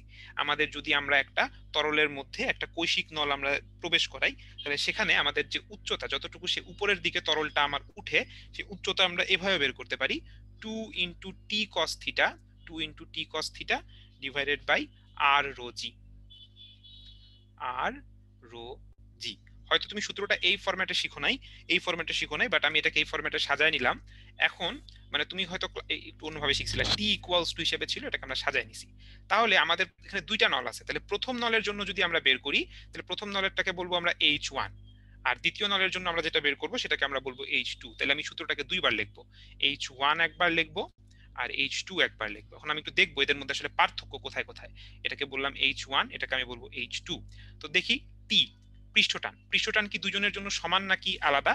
তো দেখো একই তরল, একটি তরল, তার মানে দুইটার জন্য আমার পৃষ্ঠটান সেম হবে, 1 2 লেখার দরকার নাই। একই যেহেতু তরল এবং একই যেহেতু নল, মানে একই টাইপের নল, তাই আমাদের তো জি একইভাবে একই রকম। তাহলে নল দুটার মধ্যে পার্থক্য কোথায়, নল দুটার মধ্যে শুধুমাত্র পার্থক্য হলো R1 এবং R2। আচ্ছা, তাহলে এখন আমরা যদি এখানে চিন্তা করি তাদের মধ্যে উচ্চতার পার্থক্য, তো উচ্চতার পার্থক্য বের করার জন্য আমরা কি করব, H2 মাইনাস H1 এটা করব। আমরা আসলে বড়টা থেকে ছোটটা বাদ দিচ্ছি, ছোট নলে বেশি উপরে উঠে আর মোটা নলে মানে চিকন নলে বেশি উপরে উঠে আর মোটা নলে কম উপরে উঠে। তাহলে আমার চিকন নল 2 নাম্বারটা হলো চিকন নল, তাই আমাদের H2 মাইনাস H1 এটা যদি আমরা করি তাহলে 2 into T cos theta divided by rho G 1 by R1 minus 1 by R1। তো অঙ্ক করার জন্য আমরা একেবারেই প্রস্তুত, খালি এখন আমাদের মানগুলো লাগবে। তো দেখি আমরা একটা করে মান আমরা এখানে জানি কিনা। তো এখানে আমাদের রো এর মান আমরা জানি, রো এর মান আমাদেরকে কত বলছে, 910 প্রশ্নে বলে দিছে কেজি পার মিটার কিউব। তারপরে জি এর মান আমরা জানি, R1 এর মান আমরা জানি 10 মিলিমিটার, 10 মিলিমিটারকে মিটারে নেওয়ার জন্য 10 into 10 to the power minus 3 metre. R2 আমরা জানি, R2 কত জানি, 1 millimetre, 1 into 10 to the power minus 3 metre. খালি জানি না হলো পৃষ্ঠটান। এখন তুমি বলো হ্যাঁ পৃষ্ঠটান আমি জানি, পৃষ্ঠটান কত বলছে যে পৃষ্ঠটান হলো 0.068, কিন্তু না, এখানে এই প্রশ্নটার মধ্যে কাহিনী, তোমাকে বলছে যে পৃষ্ঠটান এটা 0°C তাপমাত্রায় পৃষ্ঠটান হলো 0.068, তোমাকে অঙ্কটা করতে বলছে 35°C তাপমাত্রায়। আচ্ছা, তো আমরা যেটা জানি যে তাপমাত্রার সাথে কিন্তু একটা তরলের পৃষ্ঠটান হ্রাস পায়, এবং তোমাকে বলে দিছে যে পৃষ্ঠটানের তাপমাত্রা গুণাঙ্ক হলো 4.6 × 10⁻³ তাহলে আমাদের ইকুয়েশনটা কেমন হবে? তোমাকে যদি রোধের বেলায় এরকম কিছু বলতো যে রোধ তাপমাত্রার সাথে রোধ বৃদ্ধি পায়, তোমাদের নিশ্চয়ই মনে আছে সেক্ষেত্রে আমাদের সূত্রটা কেমন ছিল? R = R0 1 + α × θ, যেখানে আলফা হলো রোধের তাপমাত্রা গুণাঙ্ক, রোধের তাপমাত্রা গুণাঙ্ক। একই রকম সূত্র আমরা পৃষ্ঠটানের জন্য ব্যবহার করতে পারবো, T = T0 1, খালি এখানে প্লাসের জায়গায় হবে মাইনাস আলফা × থিটা। কেন মাইনাস হলো? কারণ তাপমাত্রার সাথে রোধ বৃদ্ধি পায় কিন্তু পৃষ্ঠটানটা কি হয়? হ্রাস পায়। তো আমাদেরকে এতটুকু জিনিস একটু মাথায় রাখে চলতে হবে। এটুকু মাথায় রেখে চললে তাহলে ওই রোধের পরিবর্তন আমরা তাপমাত্রার সাথে যেভাবে বের করতে পারি, পৃষ্ঠটানের পরিবর্তন আমরা একইভাবে বের করতেছি। তাহলে T0 এর মান কত? 0°C 0.068, 1 মাইনাস আলফার মান কত? আলফার মান আমাদের এখানে বলে দিছে 4.6 × 10⁻³ আর থিটার মান আমাদেরকে কত বলছে? থিটার মান আমাদেরকে বলছে 35°C। এখানে আমাদের হিসাব নিকেশটা কিন্তু কিসে? হিসাব নিকেশটা কিন্তু সেলসিয়াসে। তাহলে এখান থেকে আমরা টি এর মানটা কত, পরিবর্তিত পৃষ্ঠটানের মান কত সেটাও কিন্তু আমরা পেয়ে যাচ্ছি। পরিবর্তিত পৃষ্ঠটানের মান হলো 0.057 নিউটন/মিটার। তাহলে এখন যদি আমরা প্রত্যেকটা মান এই সমীকরণের ভিতরে বসাই দেই, প্রত্যেকটা মান আমরা যদি সমীকরণের মধ্যে বসাই দেই, তাহলে আমরা H2 - H1 এর ভ্যালু পেয়ে যাব। H2 - H1 এর ভ্যালু চলে আসবে 0.0115 মিটার। এটাই হলো আমাদের অ্যান্সার। ঠিক আছে, এই হলো আমাদের অ্যান্সার। তাহলে এই অঙ্কটার মধ্যে কি স্পেশালিটি ছিল? অঙ্কটার মধ্যে স্পেশালিটি একটাই, সেটা হলো আমার তাপমাত্রার সাথে যে পৃষ্ঠটানের পরিবর্তন হয় সেই জিনিসটা হিসাব নিকেশ করতে পারা কিভাবে? এই পৃষ্ঠটানের তাপমাত্রা গুণাঙ্ক থেকে। ঠিক আছে, তাহলে চলো আমরা পরেরটায় যাই। বলছে যে 2 × 10⁻⁴ মিটার ব্যাসার্ধের একটি লোহার বল তারপিন তেলের ভিতর দিয়ে এত প্রান্ত বেগ নিয়ে পড়ছে। তাহলে বুঝতে পারছি এটা একটা প্রান্ত বেগের অঙ্ক। লোহা ও তারপিল তেলের ঘনত্ব বলে দিছে, সান্দ্রতাঙ্ক বের করতে বলছে। এর চেয়ে সহজ অঙ্ক মনে হয় না। আমি বলছিলাম যে এই চ্যাপ্টার থেকে খুব বেশি কঠিন প্রশ্ন আসে না, তোমাকে শুধু কি করতে হবে? সূত্রগুলো মনে রাখতে হবে। সূত্রগুলো মনে রাখাই মাঝে মধ্যে একটু কষ্ট হয়ে যায়, তাছাড়া কিন্তু কোনো ব্যাপার না। তো আমরা তোমাদেরকে ক্লাসে শিখাইছি যে আমাদের ভিটি টার্মিনাল ভেলোসিটি বা আমাদের প্রান্ত বেগ, সেটার সূত্র কি ছিল? সূত্রটা একটু বিদ ঘুটে। এটা হলো 2/9 r² rho s minus rho f into g divided by eta ঠিক আছে, এটা হলো আমাদের সূত্র। এখানে আমাদের রো এস রো এফ এগুলা নিয়ে মনে হয় একটু বলার দরকার আছে কিনা, যে আমাদের রো এসটা হলো আমাদের রো এসটা হলো কঠিন পদার্থের ঘনত্ব, আর রো এফটা হলো ফ্লুইড বা যে তরলের ভিতর দিয়ে পড়ছে বা যে গ্যাসের ভিতর দিয়ে পড়ছে তার ঘনত্বটা হলো রো এফ, আর জি তো আমাদের জি। তো আমাদের কি বের করতে বলছে? সান্দ্রতাঙ্ক। তাহলে সান্দ্রতাঙ্ক বের করার জন্য একটা কাজ করি আমরা, এই একটু পক্ষান্তর করে যদি নেওয়ার চেষ্টা করি, তাহলে ইটা এবং এই প্রান্তবেগ এদের জায়গাটা অদল বদল হয়ে যাবে, এই ইটা আর এই হলো ভিটি। তাহলে এখন মনে হয় আমরা মান বসাইতে পারি। তাহলে 2/9 থাকলো r², আর এর মান কত বলছে? 2 × 10⁻⁴, তার উপরে হবে square rho S minus rho F. তোমাকে বলছে লোহার ঘনত্ব হলো 7.8, আর তরলের ঘনত্ব হলো বা তারপিল তেলের ঘনত্ব হলো 0.87। একটা 10³ ছিল, সেটাও লিখে ফেলি, 10³, আর জিটা কত? 9.8। আচ্ছা, ভালো কথা। এরপরে কি হবে? টার্মিনাল ভেলোসিটি দিয়ে ভাগ করে দিব, প্রান্তবেগ বা অন্তবেগ যেটাই বলি সেটা দিয়ে ভাগ করে দিব 4 × 10⁻² মিটার/সেকেন্ড। তাহলে সব মানগুলো বসাইলে ক্যালকুলেটরের মধ্যে আমাদের অঙ্ক হয়ে গেছে 1.151 × 10⁻²। একক লিখতে ভুল করা যাবে না, প্যাসকেল সেকেন্ড। ঠিক আছে, আচ্ছা, খুবই সহজ অঙ্ক। লাস্ট আমাদের রিটেন প্রশ্ন। আচ্ছা, কি বলছে দেখো, এইটা নিয়েও আমরা ক্লাসে কথা বলেছি, তোমাদের মনে আছে কিনা? সিমিলার টাইপের অঙ্ক আমরা ক্লাসে করছি। আমরা করছি সুই দিয়ে, তারপর আমরা দেখছি যে গোলক হইলে কেমন হয়। এখানে আমাদেরকে দিছে কি? এখানে আমাদেরকে দিছে একটা চারকোনা, একটা আয়তাকার একটা পাত, যেটা হলো আমার পানির মধ্যে সান্দ্রতা বলের কারণে ভাসছে। এর দৈর্ঘ্য তোমাকে বলে দিছে, প্রস্থ তোমাকে বলে দিছে, মানে এটা হলো 5 সেন্টিমিটার, এটা হলো 3 সেন্টিমিটার, ঠিক আছে। আচ্ছা, তো তোমাকে বলছে যেটি পানির পৃষ্ঠের উপরে সম্পূর্ণরূপে ভেসে থাকে, পাত্রটির কোনো অংশ তরলে নিমজ্জিত থাকে না, তরলের সান্দ্রতাঙ্ক তোমাকে বলে দিছে এবং পৃষ্ঠটান তোমাকে বলে দিছে। তো খেয়াল করো এখানে মজার ব্যাপার, সান্দ্রতাঙ্ক বলছে কিন্তু এই অঙ্কের সাথে কিন্তু সান্দ্রতাঙ্কের কোনো সম্পর্ক নেই। সান্দ্রতাঙ্কটা তোমাকে কিন্তু এক্সট্রা ইনফরমেশন হিসেবে দিছে, কোনো দরকার নাই তোমার। আচ্ছা, তোমাকে পৃষ্ঠটান বলে দিছে, স্পর্শকোণ বের করতে বলছে। তো আমরা যদি একটু কল্পনা করি এটা যখন পানির মধ্যে থাকবে তখন ঘটনাটা দেখতে কেমন হবে। পানিটা কিন্তু এর চারিদিকে এইভাবে ভাঁজ হয়ে যাবে, পানিটা কিন্তু এর চারিদিকে এভাবে ভাঁজ হয়ে যাবে। ক্লাসে তোমাদেরকে আমরা কিছু ছবি দেখাইছিলাম, স্লাইডের মধ্যে কিছু ছবি ছিল, সুই ভাসছে, তারপরে হলো আমাদের আরো আমরা দেখছিলাম যে একটা পেপার ক্লিপ ভাসছে। সব কিছুতে আমরা খেয়াল করলেই বুঝতে পারি পানিটা এরকম ভাঁজ হয়ে যায়। তো আমি যদি তোমাকে সাইড থেকে পুরো জিনিসটা দেখানোর চেষ্টা করি, সাইড থেকে যদি আমরা এই পাথটাকে দেখার চেষ্টা করি, এই পাথটাকে আমরা এখন সাইড থেকে দেখছি একেবারে, তাহলে আমরা দেখব যে তরলটা এইভাবে ভাঁজ হয়ে গেছে, এইভাবে ভাঁজ হয়ে গেছে। ঠিক আছে, তরল যদি আমাদের এইভাবে ভাঁজ হয়ে যায় তাহলে আমাদের যে বলটা কাজ করে, তাহলে আমাদের এখানে যে বলটা কাজ করবে, স্পর্শকীয় বল, আমাদের যে পৃষ্ঠটানজনিত বলটা কাজ করবে, সেটা কিন্তু এইভাবে কোনাকুনি ভাবে কাজ করবে। যেইভাবে স্পর্শ করে সেভাবে আমার ফোর্সটা কাজ করে। আচ্ছা, তাহলে আমি যদি এই কোণটাকে বলি থিটা, তাহলে আমাদের ঊর্ধ্বমুখী বলের উপাংশ কত? আমাদের ঊর্ধ্বমুখী বলের উপাংশ হলো এফ কস থিটা। আচ্ছা, আর আমাদের নিম্নমুখী বল কি? নিম্নমুখী বল হলো এই পাতের ওজন mg। তাহলে আমি যদি ওয়াই অক্ষে বলগুলো হিসাব নিকাশ করি, ওয়াই অ্যাক্সিসে যদি আমাদের বলগুলো হিসাব নিকাশ করি, তাহলে আমাদের উপরের দিকে বল অর্থাৎ F cos theta equals to কি হইতে হবে ভাইয়া? ইকুয়ালস টু হইতে হবে mg, এখন আমি যে বলটা হিসাব করব এটা কি বল? এই বলটা কিন্তু আমাদের পৃষ্ঠটানজনিত বল। আমরা কিন্তু পৃষ্ঠটানজনিত বল, এখন পৃষ্ঠটানজনিত বল তোমাদেরকে আমরা ক্লাসে শিখাইছি যে পৃষ্ঠটানজনিত বল এটা কিন্তু আমাদের কিভাবে আমরা বের করি। পৃষ্ঠটানজনিত বল এটা হলো F equals to T into এল। এখানে এল মানে কি? যতটুকু দৈর্ঘ্যে সে হইলো এই বস্তুটাকে স্পর্শ করে থাকে।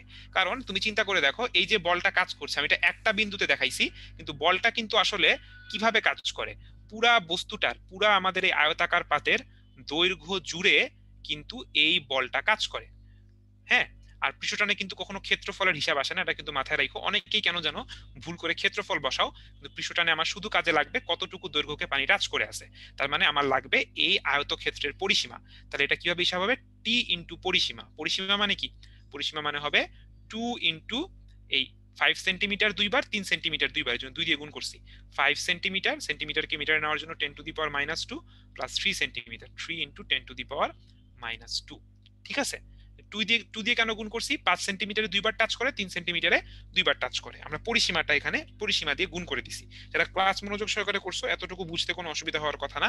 আমরা এখানে পৃষ্ঠটানের মানটা যদি বসাই, পৃষ্ঠটানের মান বসাইলে টি এর মান যদি আমরা এখানে বসাই দেই যে 0.064, তাহলে আমরা এখানে অ্যানসার এটা পাবো কত? 0.01024 এত নিউটন, ওকে। তাহলে এখন আমরা এখান থেকে বের করি, এফ এর মান বসাই 0.01024 cos theta equals to mg। m কত? আমাকে বলছে এর ভর হলো 600 মিলিগ্রাম। তো 600 মিলিগ্রামকে এখন তুমি গ্রামে নিয়ে যাও,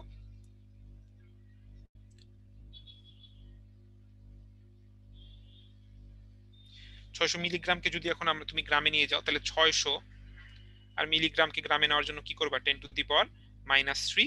আর জি এর মান কত? জি এর মান হলো আমার 9.8, জি এর মান হলো আমাদের এখানে 9.8। তাহলে এখান থেকে আমরা কি করতে পারবো? cos থিটার ভ্যালু থেকে আমরা এখান থেকে থিটার ভ্যালুটা বের করে নিয়ে আসতে পারবো।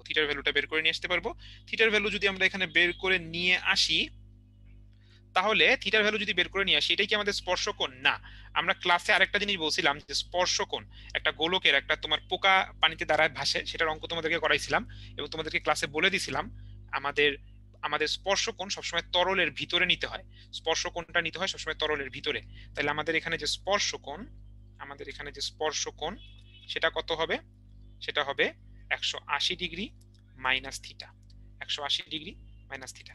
তো এটা করলে যেটা আসবে সেটাই। তো এটা মাথায় রাখো যে এখানে আমি যেটাকে থিটা বলছি সেটা কিন্তু স্পর্শকোণ না, বরং স্পর্শকোণ হলো তরলের ভিতরে যে কোণটা তৈরি হবে। তো কারো যদি এরপরও কনফিউশন লাগে, তাহলে একটা পোকার ম্যাথ ক্লাসে করানো হয়েছিল, খুব ঠান্ডা ম্যাথায়, তোমাদের রেকর্ডেড ক্লাসে ওই অংশটা কিন্তু আরেকবার দেখবা, এটা খুবই ইম্পর্টেন্ট। আচ্ছা, তাহলে এখন আমরা চলে যাব কিসে? এখন আমরা চলে যাব এমসিকিউ প্রবলেমগুলোতে। এমসিকিউ প্রবলেমে দেখি কি বলছে। আর ব্যাসার্ধের একটি পানির ফোঁটা VT/2 প্রান্ত বেগ নিয়ে পড়ছে, 3R ব্যাসার্ধের পানির ফোঁটা কত বেগে পড়বে? তো আমরা প্রান্ত বেগের হিসেব নিকেশ একটু আগেই দেখছি যে প্রান্ত বেগ VT এটা কি হয় 2/9 R square rho S minus rho G into rho S minus rho F into G divided by eta. এখন তুমি খেয়াল করো পানির ফোঁটা পড়ছে, তার মানে হয়তো বাতাসের মধ্যে দিয়ে পড়ছে, তার মানে দুইটার জন্যই আমাদের eta same, rho s rho f same, g same, 2/9 same, মানে বাকি সবকিছু কনস্ট্যান্ট। তার মানে এদের যে বেগ, এই বেগগুলা কিন্তু কার সমানুপাতিক? আর স্কয়ারের সমানুপাতিক, তাহলে সেই জিনিসটাই এখানে লিখছে দেখো যে আমাদের V2/V1 যেহেতু সমানুপাতিক, তার মানে আমরা কি বলতে পারি V2/V1 equals to R2 square by R1 square, তাহলে আমাদেরকে যে আমার দ্বিতীয় পানির ফোঁটা তার R2 কত 3R, তাহলে 3R কে যদি আমরা স্কয়ার করি তাহলে হয়ে যাচ্ছে 9R স্কয়ার, আর প্রথমটার হলো শুধু R, তাকে আমরা স্কয়ার করছি, তাহলে আমরা পাচ্ছি V2/V1 ইকুয়ালস টু 9। তাহলে এখান থেকে বলা হইলো V2 ইকুয়ালস টু 9V1, ভালো কথা।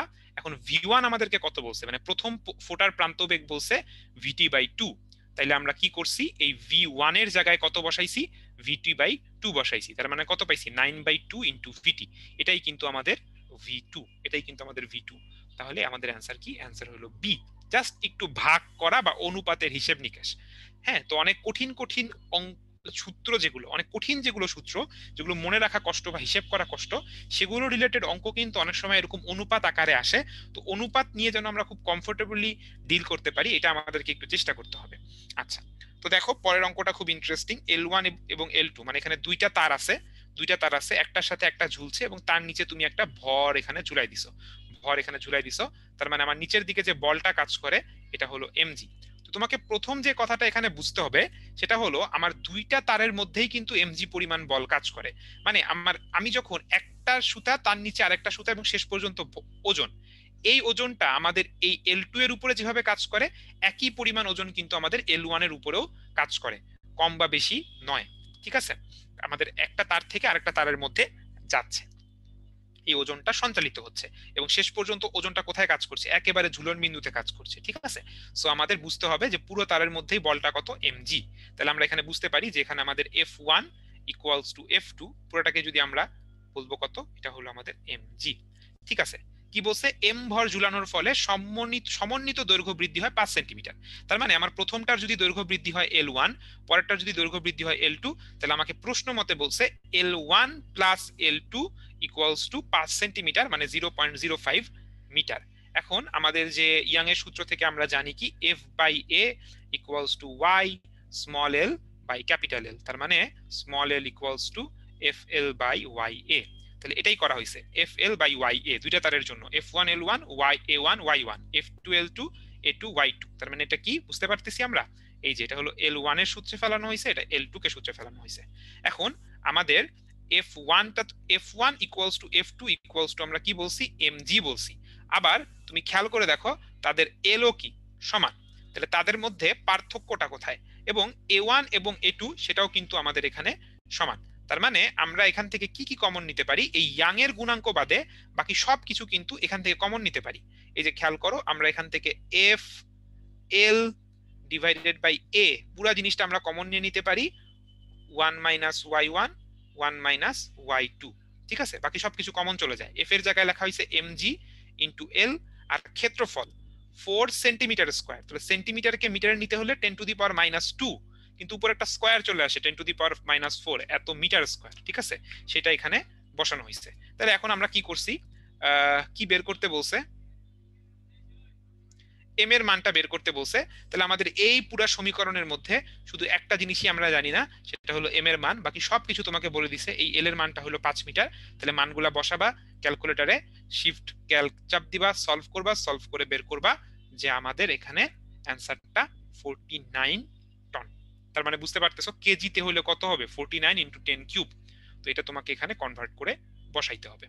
আচ্ছা, একটু বড় ক্যালকুলেশন, বাট করতে পারবা।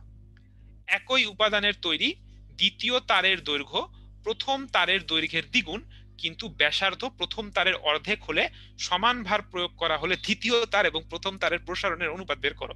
দুইটা তার আছে, এদের প্রসারণের অনুপাত বের করতে হবে, এটাই হলো কথা। তো আমরা কি করব, আমরা যে কাজটা করব, আমরা হলো এখানে L2/L1 এটা আমরা বের করতে চাই, L2/L1 এটা আমরা বের করতে চাই। আচ্ছা, এখন আমরা একটু আগেই তোমাকে বলছি যে L equals to FL divided by YA, FL divided by YA। তাহলে আমাদের এই তার দুইটার মধ্যে পার্থক্য কি? একই উপাদানের, তার মানে Y সেম, Y নিয়ে মাথা ব্যথা করার কিছু নাই। সমান ভার, তার মানে F সেম।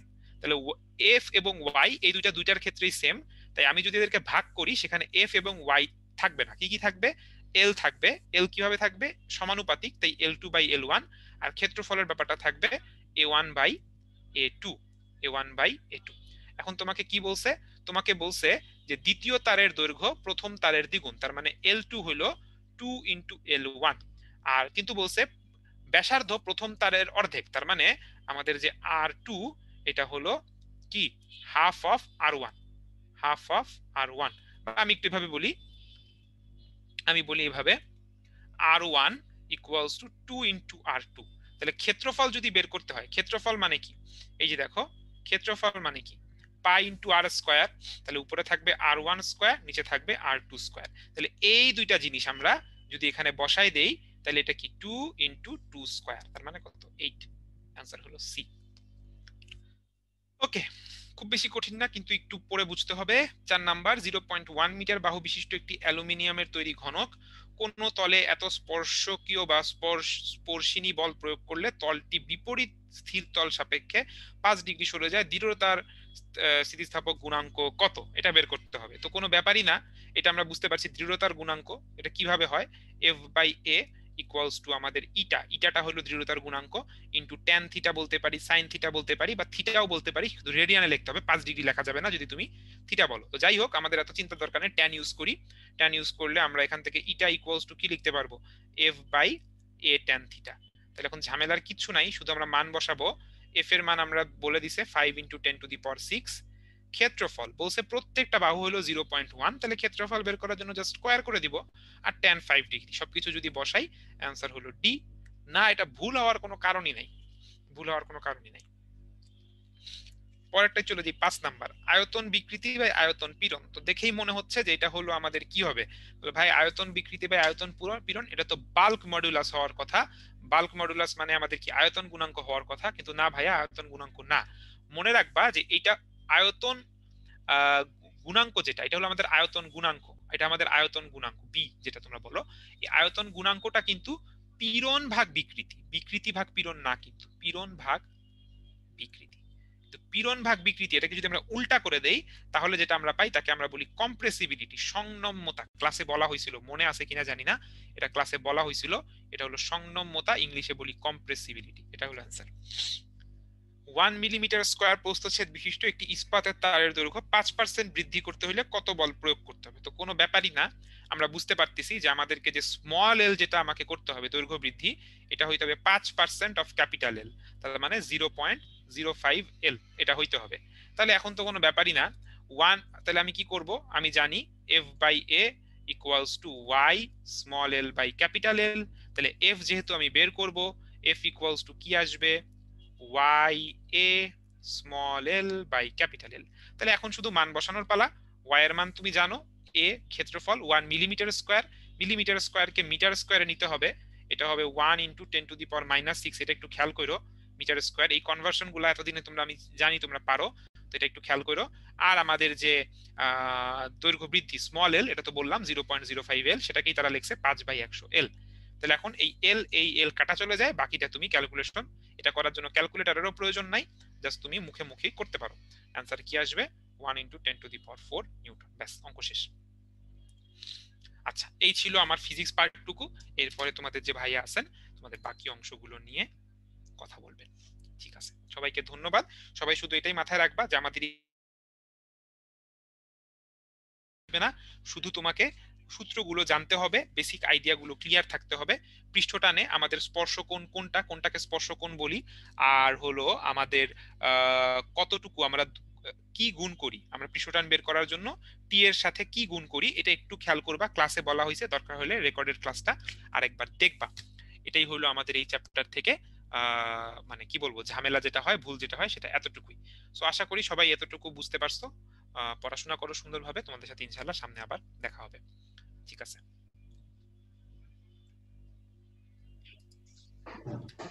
জি নিবিড় ভাইয়া, তাহলে শুরু করতে পারি।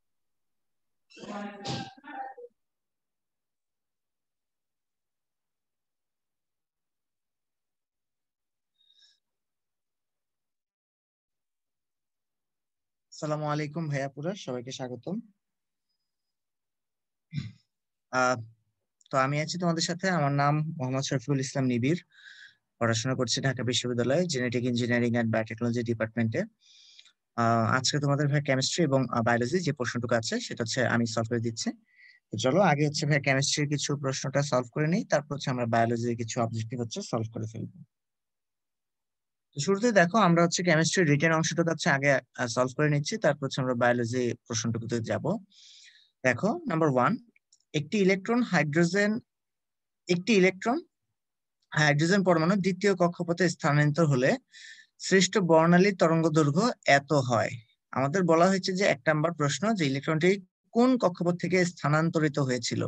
দ্যাট মিনস আমাদের ভাই এন এল এর মানটা দেওয়া আছে এখানে, মানে লোয়ার এনার্জি শেলটা দেওয়া আছে, কিন্তু কোন কক্ষপথ থেকে আসছে সে, দ্যাট মিনস এন এইচ এর মানটা কত সেটা হচ্ছে আমাদের এখান থেকে দেওয়া নাই। তাহলে খুবই সহজ কিন্তু 1 নাম্বারটা করার জন্য। আমরা কিন্তু ফর্মুলা জানি 1/λ = RH × 1/NL² - 1/NH²। তাহলে এখানে আমরা জাস্ট মানগুলো বসাবো। ল্যামডার মানটা আমাদের দেওয়া আছে, দেখো মিটারেই দেওয়া আছে, কোনো কাচার করা লাগবে না এখানে। 4.8627 × 10⁻⁻⁷। হ্যাঁ, আর এইচ এর মানটা অনেকে হচ্ছে সিজিএস এ জানো, তাহলে আমি এসআই এরটা লিখে দিই, কারণ এসআই এরটা করা হচ্ছে আমাদের জন্য আরো সুবিধা। 1.097 × 10⁻⁷, সরি 10⁻⁷ হবে 1.097 × 10⁻⁷ পার মিটার। এটা হচ্ছে আমরা এখান থেকে বসাই ফেলতে পারি। ওকে, তাহলে খুব ইজিলি কিন্তু আমাদের মানগুলো তখন হচ্ছে এখান থেকে চলে আসবে। ওকে, তাহলে এখানে আমরা মানটা বসাই 1.097 × 10⁻⁷, 1/NL এর মান হচ্ছে 2² - 1/NH²। দেন এটাকে যদি আমরা ক্যালকুলেশন করলে দেখবো যে ভাই NH এর মানটা আসবে তোমাদের এখান থেকে 4। ওকে, তার মানে আমাদের কি বলা হয়েছে, যে এখানে চতুর্থ শক্তি স্তর থেকে হচ্ছে আমাদের দ্বিতীয় শক্তি স্তরে ইলেকট্রনটা স্থানান্তরিত হলে এই তরঙ্গ দৈর্ঘ্যের একটা বর্ণালী তৈরি হবে এখানে। দেন আসি 2 নাম্বারটায়। 2 নাম্বারটা আমাদের কি বলছে, উক্ত সিরিজের সর্বনিম্ন তরঙ্গ দৈর্ঘ্য, তার মানে কি ল্যামডা মিনিমাম জানতে চাইছে উক্ত সিরিজ। দ্যাট মিনস হচ্ছে আমাদের এখানে এন এল এর মানটা কত হবে, 2, এটা ফিক্স। আর তোমরা সবাই জানো যদি আমরা ল্যামডা মিনিমাম জানতে চাই তখন কিন্তু আমাদের এন এইচ এর মানটা হতে হয় ইনফিনিটি। ওকে, তাহলে আমরা এখন সমীকরণটা যদি লিখি 1/λ minimum কি লিখবো, আমি সরাসরি সূত্রটার জন্য মানটা বসাই দিচ্ছি 1.097 × 10⁻⁷ ইন্টু 1/2² - 1/∞² ইনফিনিটি² মানে কিন্তু 1/∞। তাহলে আবার 1/∞ তোমরা সবাই জানো এটা কিন্তু হচ্ছে 0। তাহলে আমাদের ভ্যালুটা আসতেছে 1.097 × 10⁻⁷ / 4। তাহলে এখান থেকে আমাদের ল্যামডা মিনিমামের মানটা চলে আসবে, ক্যালকুলেশন করলে ল্যামডা মিনিমামের মানটা আসবে আমাদের এখান থেকে 3.65 × 10⁻⁷ মিটার। ওকে, তাহলে এটা ছিল আমাদের অ্যান্সার এখান থেকে। নেক্সট প্রশ্নে আমরা আসি, যে হাইড্রোজেন পরমাণুর দ্বিতীয় প্রধান শক্তি স্তরে আবর্তনশীল ইলেকট্রনের গতিবেগ নির্ণয় করো। দ্যাট মিনস ভাই এখানে আমাদের গতিবেগ জানতে চাইছে, তাই না? তাহলে গতিবেগ বের করার জন্য আমরা কোন সূত্র জানি, আমরা কিন্তু এই সূত্রটা কিন্তু সবাই জানি, সেটা হচ্ছে কি, যে ভিএন, আমাদের জাস্ট এখানে ফর্মুলাটা মনে রাখতে হবে, V n = ZE² divided by ZE² 2 pi, sorry 2 pi হবে না, 2n H × ε0। তাহলে আমরা ভ্যালু গুলা বসাই দিই, তাহলে তোমরা বুঝে যাবা। জেডটা দ্বারা আমরা বুঝাচ্ছি ভাই যে এখানে আমাদের কোন পরমাণুটা নিয়ে আমরা আলোচনা করতেছি, আমরা হাইড্রোজেন পরমাণুটা নিয়ে। দ্যাট মিনস তার জেড এর ভ্যালুটা কত, 1। তাহলে যে বসাইলাম 1 ইনটু ইলেকট্রনের যে ভ্যালুটা সেটা হচ্ছে আমাদের এখানে বসাবো সবগুলা, এই যে যেহেতু আমাদের ইলেকট্রনের চার্জ, আর ইলেকট্রনের চার্জ হচ্ছে আমরা এসআই ইউনিট বসাবো 1.6 × 10⁻⁹ কুলম, এটা বসাবো। তাহলে 1.6 × 10⁻⁹ স্কয়ার। নিচে কি লিখবো 2 ইনটু এন এর মান কত, তৃতীয়, দ্যাট মিন্স এন এর মানটা হচ্ছে কত ভাই 3, তাহলে এই যে লিখলাম 3। এইচ এর মানটা হচ্ছে প্লাঙ্কের ধ্রুবক, প্লাঙ্কের ধ্রুবক কি 6.63 × 10⁻34। এখন তোমরা অবশ্যই, আমি কিন্তু এখানে কোন ইউনিটে করতেছি ভাই, এসআই ইউনিটে করতেছি, দ্যাট মিন্স সবগুলো কি এসআই ইউনিটে থাকবে এখানে। তাহলে ইনটু এপসাইলন নট এর মান, এপসাইলন নট এর মান যারা হচ্ছে ভাই জানো না তারা হচ্ছে একটু জেনে রাখা ভালো, সেটা হচ্ছে 8.854 × 10⁻12। ওকে, তাহলে এই মানটা বসালে আমাদের সরাসরি এখান থেকে চলে আসবে কত, 7.28 × 10⁵। অ্যান্সারটা আসবে মিটার পার সেকেন্ডে। যেহেতু আমি সবগুলো এসআই ইউনিটে নিছি, দ্যাটস আমাদের মানটা আসবে কি এসআই ইউনিটে কিন্তু আসবে। তো আমাদের কাজ হচ্ছে কি জাস্ট সূত্রটা মনে রাখা, আর ভ্যালু গুলো হচ্ছে আমরা জাস্ট একটু যদি মনে রাখতে পারি তাহলে কিন্তু আমাদের ইজিলি অঙ্কটা হয়ে যাচ্ছে এখান থেকে। তারপর দেখো আমাদের এখান থেকে বলা আছে যে নিচের নিউক্লিয় বিক্রিয়াগুলো হচ্ছে সম্পূর্ণ করো, পূর্ণ করো। তাহলে তোমাদের এখানে অ্যান্সার গুলো সহ দেওয়া আছে। আচ্ছা দেখো, নাম্বার 1 আসছি আমরা। বলা হয়েছে যে অক্সিজেন উপরে আছে 16, নিচে হচ্ছে 8, তার সাথে হচ্ছে আলফা। আলফা হচ্ছে উপরে কত জানো 4, নিচে হচ্ছে কত 2। তাহলে এখন এখানে তোমার তৈরি হচ্ছে কত হাইড্রোজেন, উপরে হচ্ছে 1, নিচে হচ্ছে 1। তাহলে দেখবা নিউক্লিয় বিক্রিয়াগুলোর সময় আমাদের প্রোটন সংখ্যা আর আর হচ্ছে ভর সংখ্যা দুই পাশে কি থাকে ভাই, সেম থাকে। যেমন এখানে 16 আর 4 যোগ করলে কত হয়, 20 হয়। তাহলে এখানে যেহেতু 1 গেছে তাহলে আরো কত বাকি ভাই, 19 বাকি, তাহলে ওই যে উপরে 19 আসবে। 8 আর 2 যোগ করলে কত হয়, 10 হয়। তাহলে এখানে 1 গেছে, তাহলে আর কত বাকি, 9 বাকি, এই যে 9 লিখবো। আর এখানে কত লিখবো আমি, এফ মানে ফ্লোরিন। বুঝে গেছে ভাইয়া? তাহলে এইটাই হচ্ছে, তার মানে যেহেতু আমরা কেন এটাকে ফ্লোরিন লিখতেছি, কারণ আমরা জানি যে 9 পারমাণবিক সংখ্যা বিশিষ্ট আমাদের মৌলটা হচ্ছে ফ্লোরিন হয়। দ্যাটস আমাদের 1 নম্বর অ্যান্সারটা হচ্ছে ফ্লোরিন।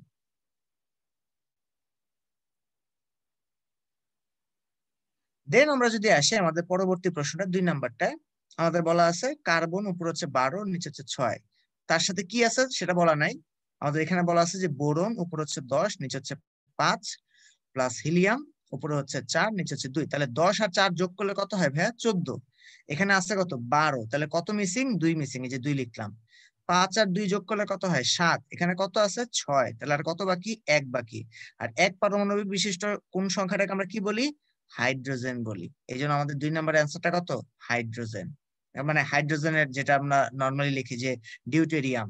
হাইড্রোজেনের তো 3টা আইসোটোপ, একটা হচ্ছে হাইড্রোজেন, একটা হচ্ছে ডিউটেরিয়াম, একটা হচ্ছে ট্রিটিয়াম। হ্যাঁ, তো ডিউটেরিয়ামটা হচ্ছে আমাদের এই যে এইটা অ্যান্সার। 3 নাম্বারটায় আসি। 3 নাম্বারটা কি বলছে যে আমাদের হিলিয়াম হচ্ছে বিক্রিয়া করতেছে কোন একটা আননোনের সাথে, সেটা আমরা এখানে লিখবো।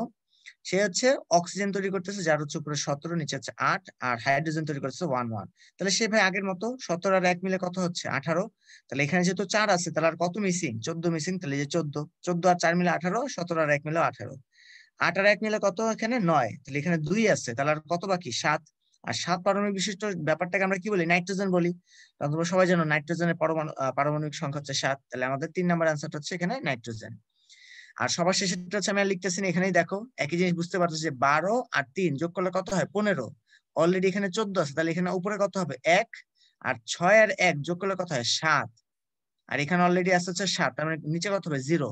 তাহলে তুমি 0 দেখতেছো, তাহলে এটাকে কি বলবা যে উপরে একটা ভর আছে নিচে হচ্ছে 0, তার মানে এটা কি নিউট্রনকে বোঝানো হচ্ছে। কারণ নিউট্রনের ক্ষেত্রে তার সংকেতটা আমরা কি হয়ে লিখি 1 0 দ্বারা লিখি। কেন লিখি ব্যাপারটা জানো? কারণ আমরা কি দেখতেছি, তার ভর সংখ্যা হচ্ছে 1। ভর মানে কি বুঝি, ভর মানে আমরা বুঝি যে প্রোটন আর নিউট্রনের যোগফল।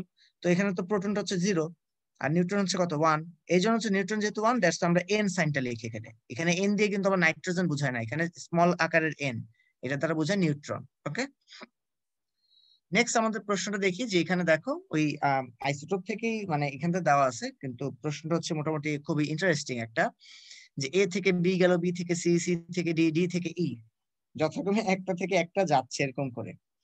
ওকে, তাহলে এখানে তোমাদেরকে যেটা করতে হবে সেটা হচ্ছে খুবই মজাদার ব্যাপার আর কি। দেখো আমি এ নিচ্ছি, এর ধরো উপরে হচ্ছে তার তার যেই ভর সংখ্যা সেটাকে আমি ধরতেছি ওয়াই, আর পারমাণবিক সংখ্যাকে ধরতেছি আমি এক্স। এ থেকে আমাদের কি চলে গেছে, একটা আলফা চলে গেছে। আলফা চলে যাওয়া মানে কি, ভর থেকে 4 কমা পারমাণবিক সংখ্যা থেকে 2 কমে যাওয়া। তাহলে এ থেকে যখন বি তৈরি হচ্ছে, বি এর কি হবে আসলে, ওয়াই থেকে আমাদের 4 কমে যাচ্ছে, আর এক্স থেকে আমাদের 2 কমে যাচ্ছে। বুঝে গেছে ভাইয়া? কারণ হচ্ছে আমাদের একটা আলফা কণিকা এখান থেকে বের হয়ে আসতেছে, আর একটা আলফা কণিকা যদি আমাদের বের হয়ে আসে তাহলে এবার আসি বি থেকে কি সি হচ্ছে, ওইখানে কি একটা আলফা হচ্ছে আবার বের হয়ে যাচ্ছে এখান থেকে, তাহলে কি হবে সি এর এইট আর এক্স মাইনাস কি হবে এক্স মাইনাস 4, মানে এক্স মাইনাস 2 থেকে আরো দুইটা চলে যাবে, তাহলে এক্স মাইনাস 4 হবে। দেন সি থেকে আমাদের বলছে কি ডি হচ্ছে, যেখানে কি বলছে 2 বিটা, 2 বিটা মানে কি ভাই উপর হচ্ছে 0 নিচে হচ্ছে -1, কয়টা আছে দুইটা আছে, খেয়াল করে দেখো কিন্তু, তার মানে আমাদের ভর হচ্ছে একই রকমই থাকবে, ভরের মধ্যে কোনো চেঞ্জ আসতেছে না, কিন্তু বিটা আমরা জানি যে একটা বিটা কণা যদি সরে যায় তাহলে পারমাণবিক সংখ্যা 1 বৃদ্ধি পায়, যেহেতু এখানে দুইটা বিটা কণা সরে যাচ্ছে তাহলে এখানে পারমাণবিক সংখ্যা 2 বৃদ্ধি পাবে, আর x-4 থেকে 2 বৃদ্ধি পাওয়া মানে কত ভাইয়া x-2 হয়ে যাওয়া, কারণ তোমরা জানো যে x-4 তার সাথে 2 যোগ করলে কত হয় x-2 হয়, তাহলে এখানে নিচে x-2 হবে। আবার দেখো ডি থেকে কি বলছে যে 2 বিটা মানে আরো দুইটা বিটা গেছে, 0 -1 এটা গেছে, সেখান থেকে কি তৈরি হয় ই তৈরি হয়, তাহলে এই ক্ষেত্রে কি দেখবো যে আমাদের চেঞ্জ হবে না, মানে সরি ভরের কোনো চেঞ্জ হবে না, কিন্তু আমাদের পারমাণবিক সংখ্যাটা হচ্ছে কি 2 বৃদ্ধি পাবে, কারণ একটা বিটা কণিকা গেলে একটা বৃদ্ধি পায় পারমাণবিক সংখ্যা, তাহলে এখানে দুইটা যাচ্ছে দিকে এখানে কি হয়ে যাবে এক্স হয়ে যাবে।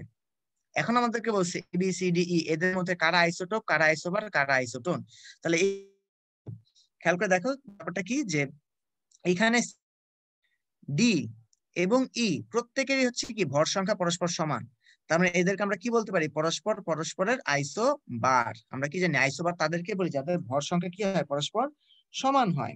ওকে, এবার দেখো আমরা দেখি এই যে এই জায়গাটার মধ্যে এই যে এক্স মানে এখানে এবং এ এই দুইজনের সাথে দেখো তাদের দুইজনেরই দেখো প্রোটন সংখ্যা হচ্ছে সেম, এটারও এক্স এটারও কি এক্স, তার মানে কি বুঝতেছে এরা হচ্ছে একে অপরের কি হবে আইসোটোপ হবে, আইসোটোপ।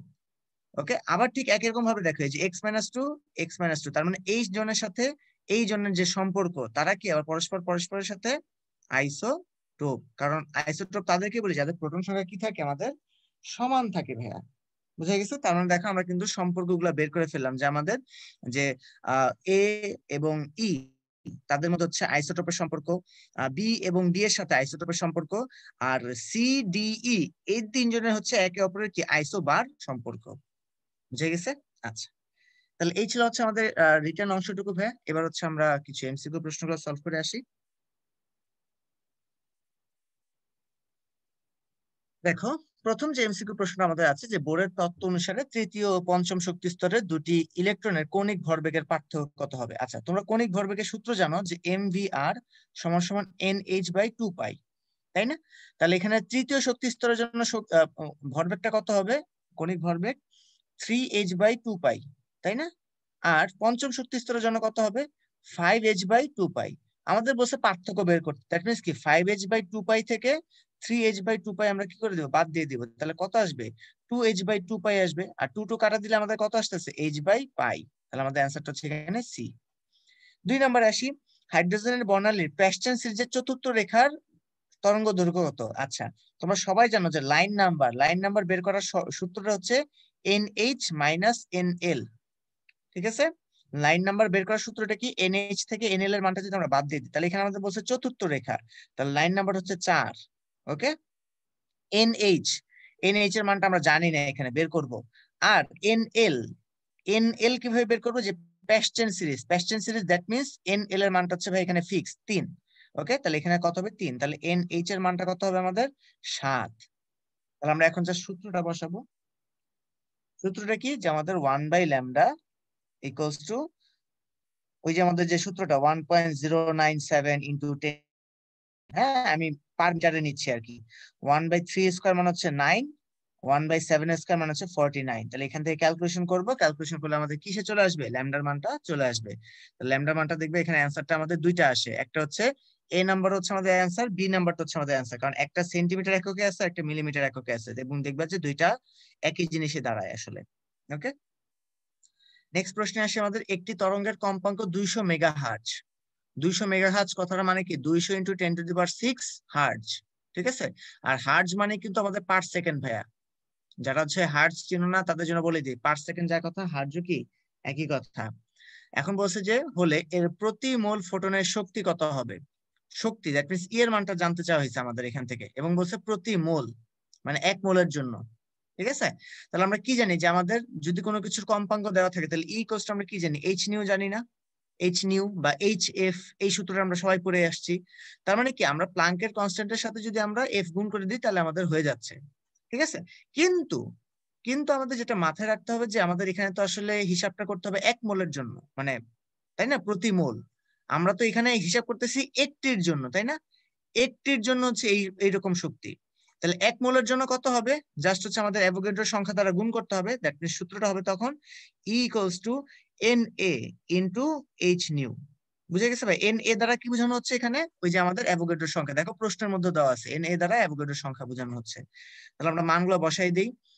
যে আমাদের এখানে এইচ এর মানটা যেটা আমাদের আছে সেটা তো এইচই থাকলো, এন এর মানটা এন এই থাকলো, আর মিউ এর মানটা হচ্ছে 200 মেগাহার্টজ, মানে 200 ইনটু 10⁶ এত হার্টজ বা পার সেকেন্ড, ওইভাবে করে যদি চিন্তা করি এত জুল অ্যান্সারটা আসবে।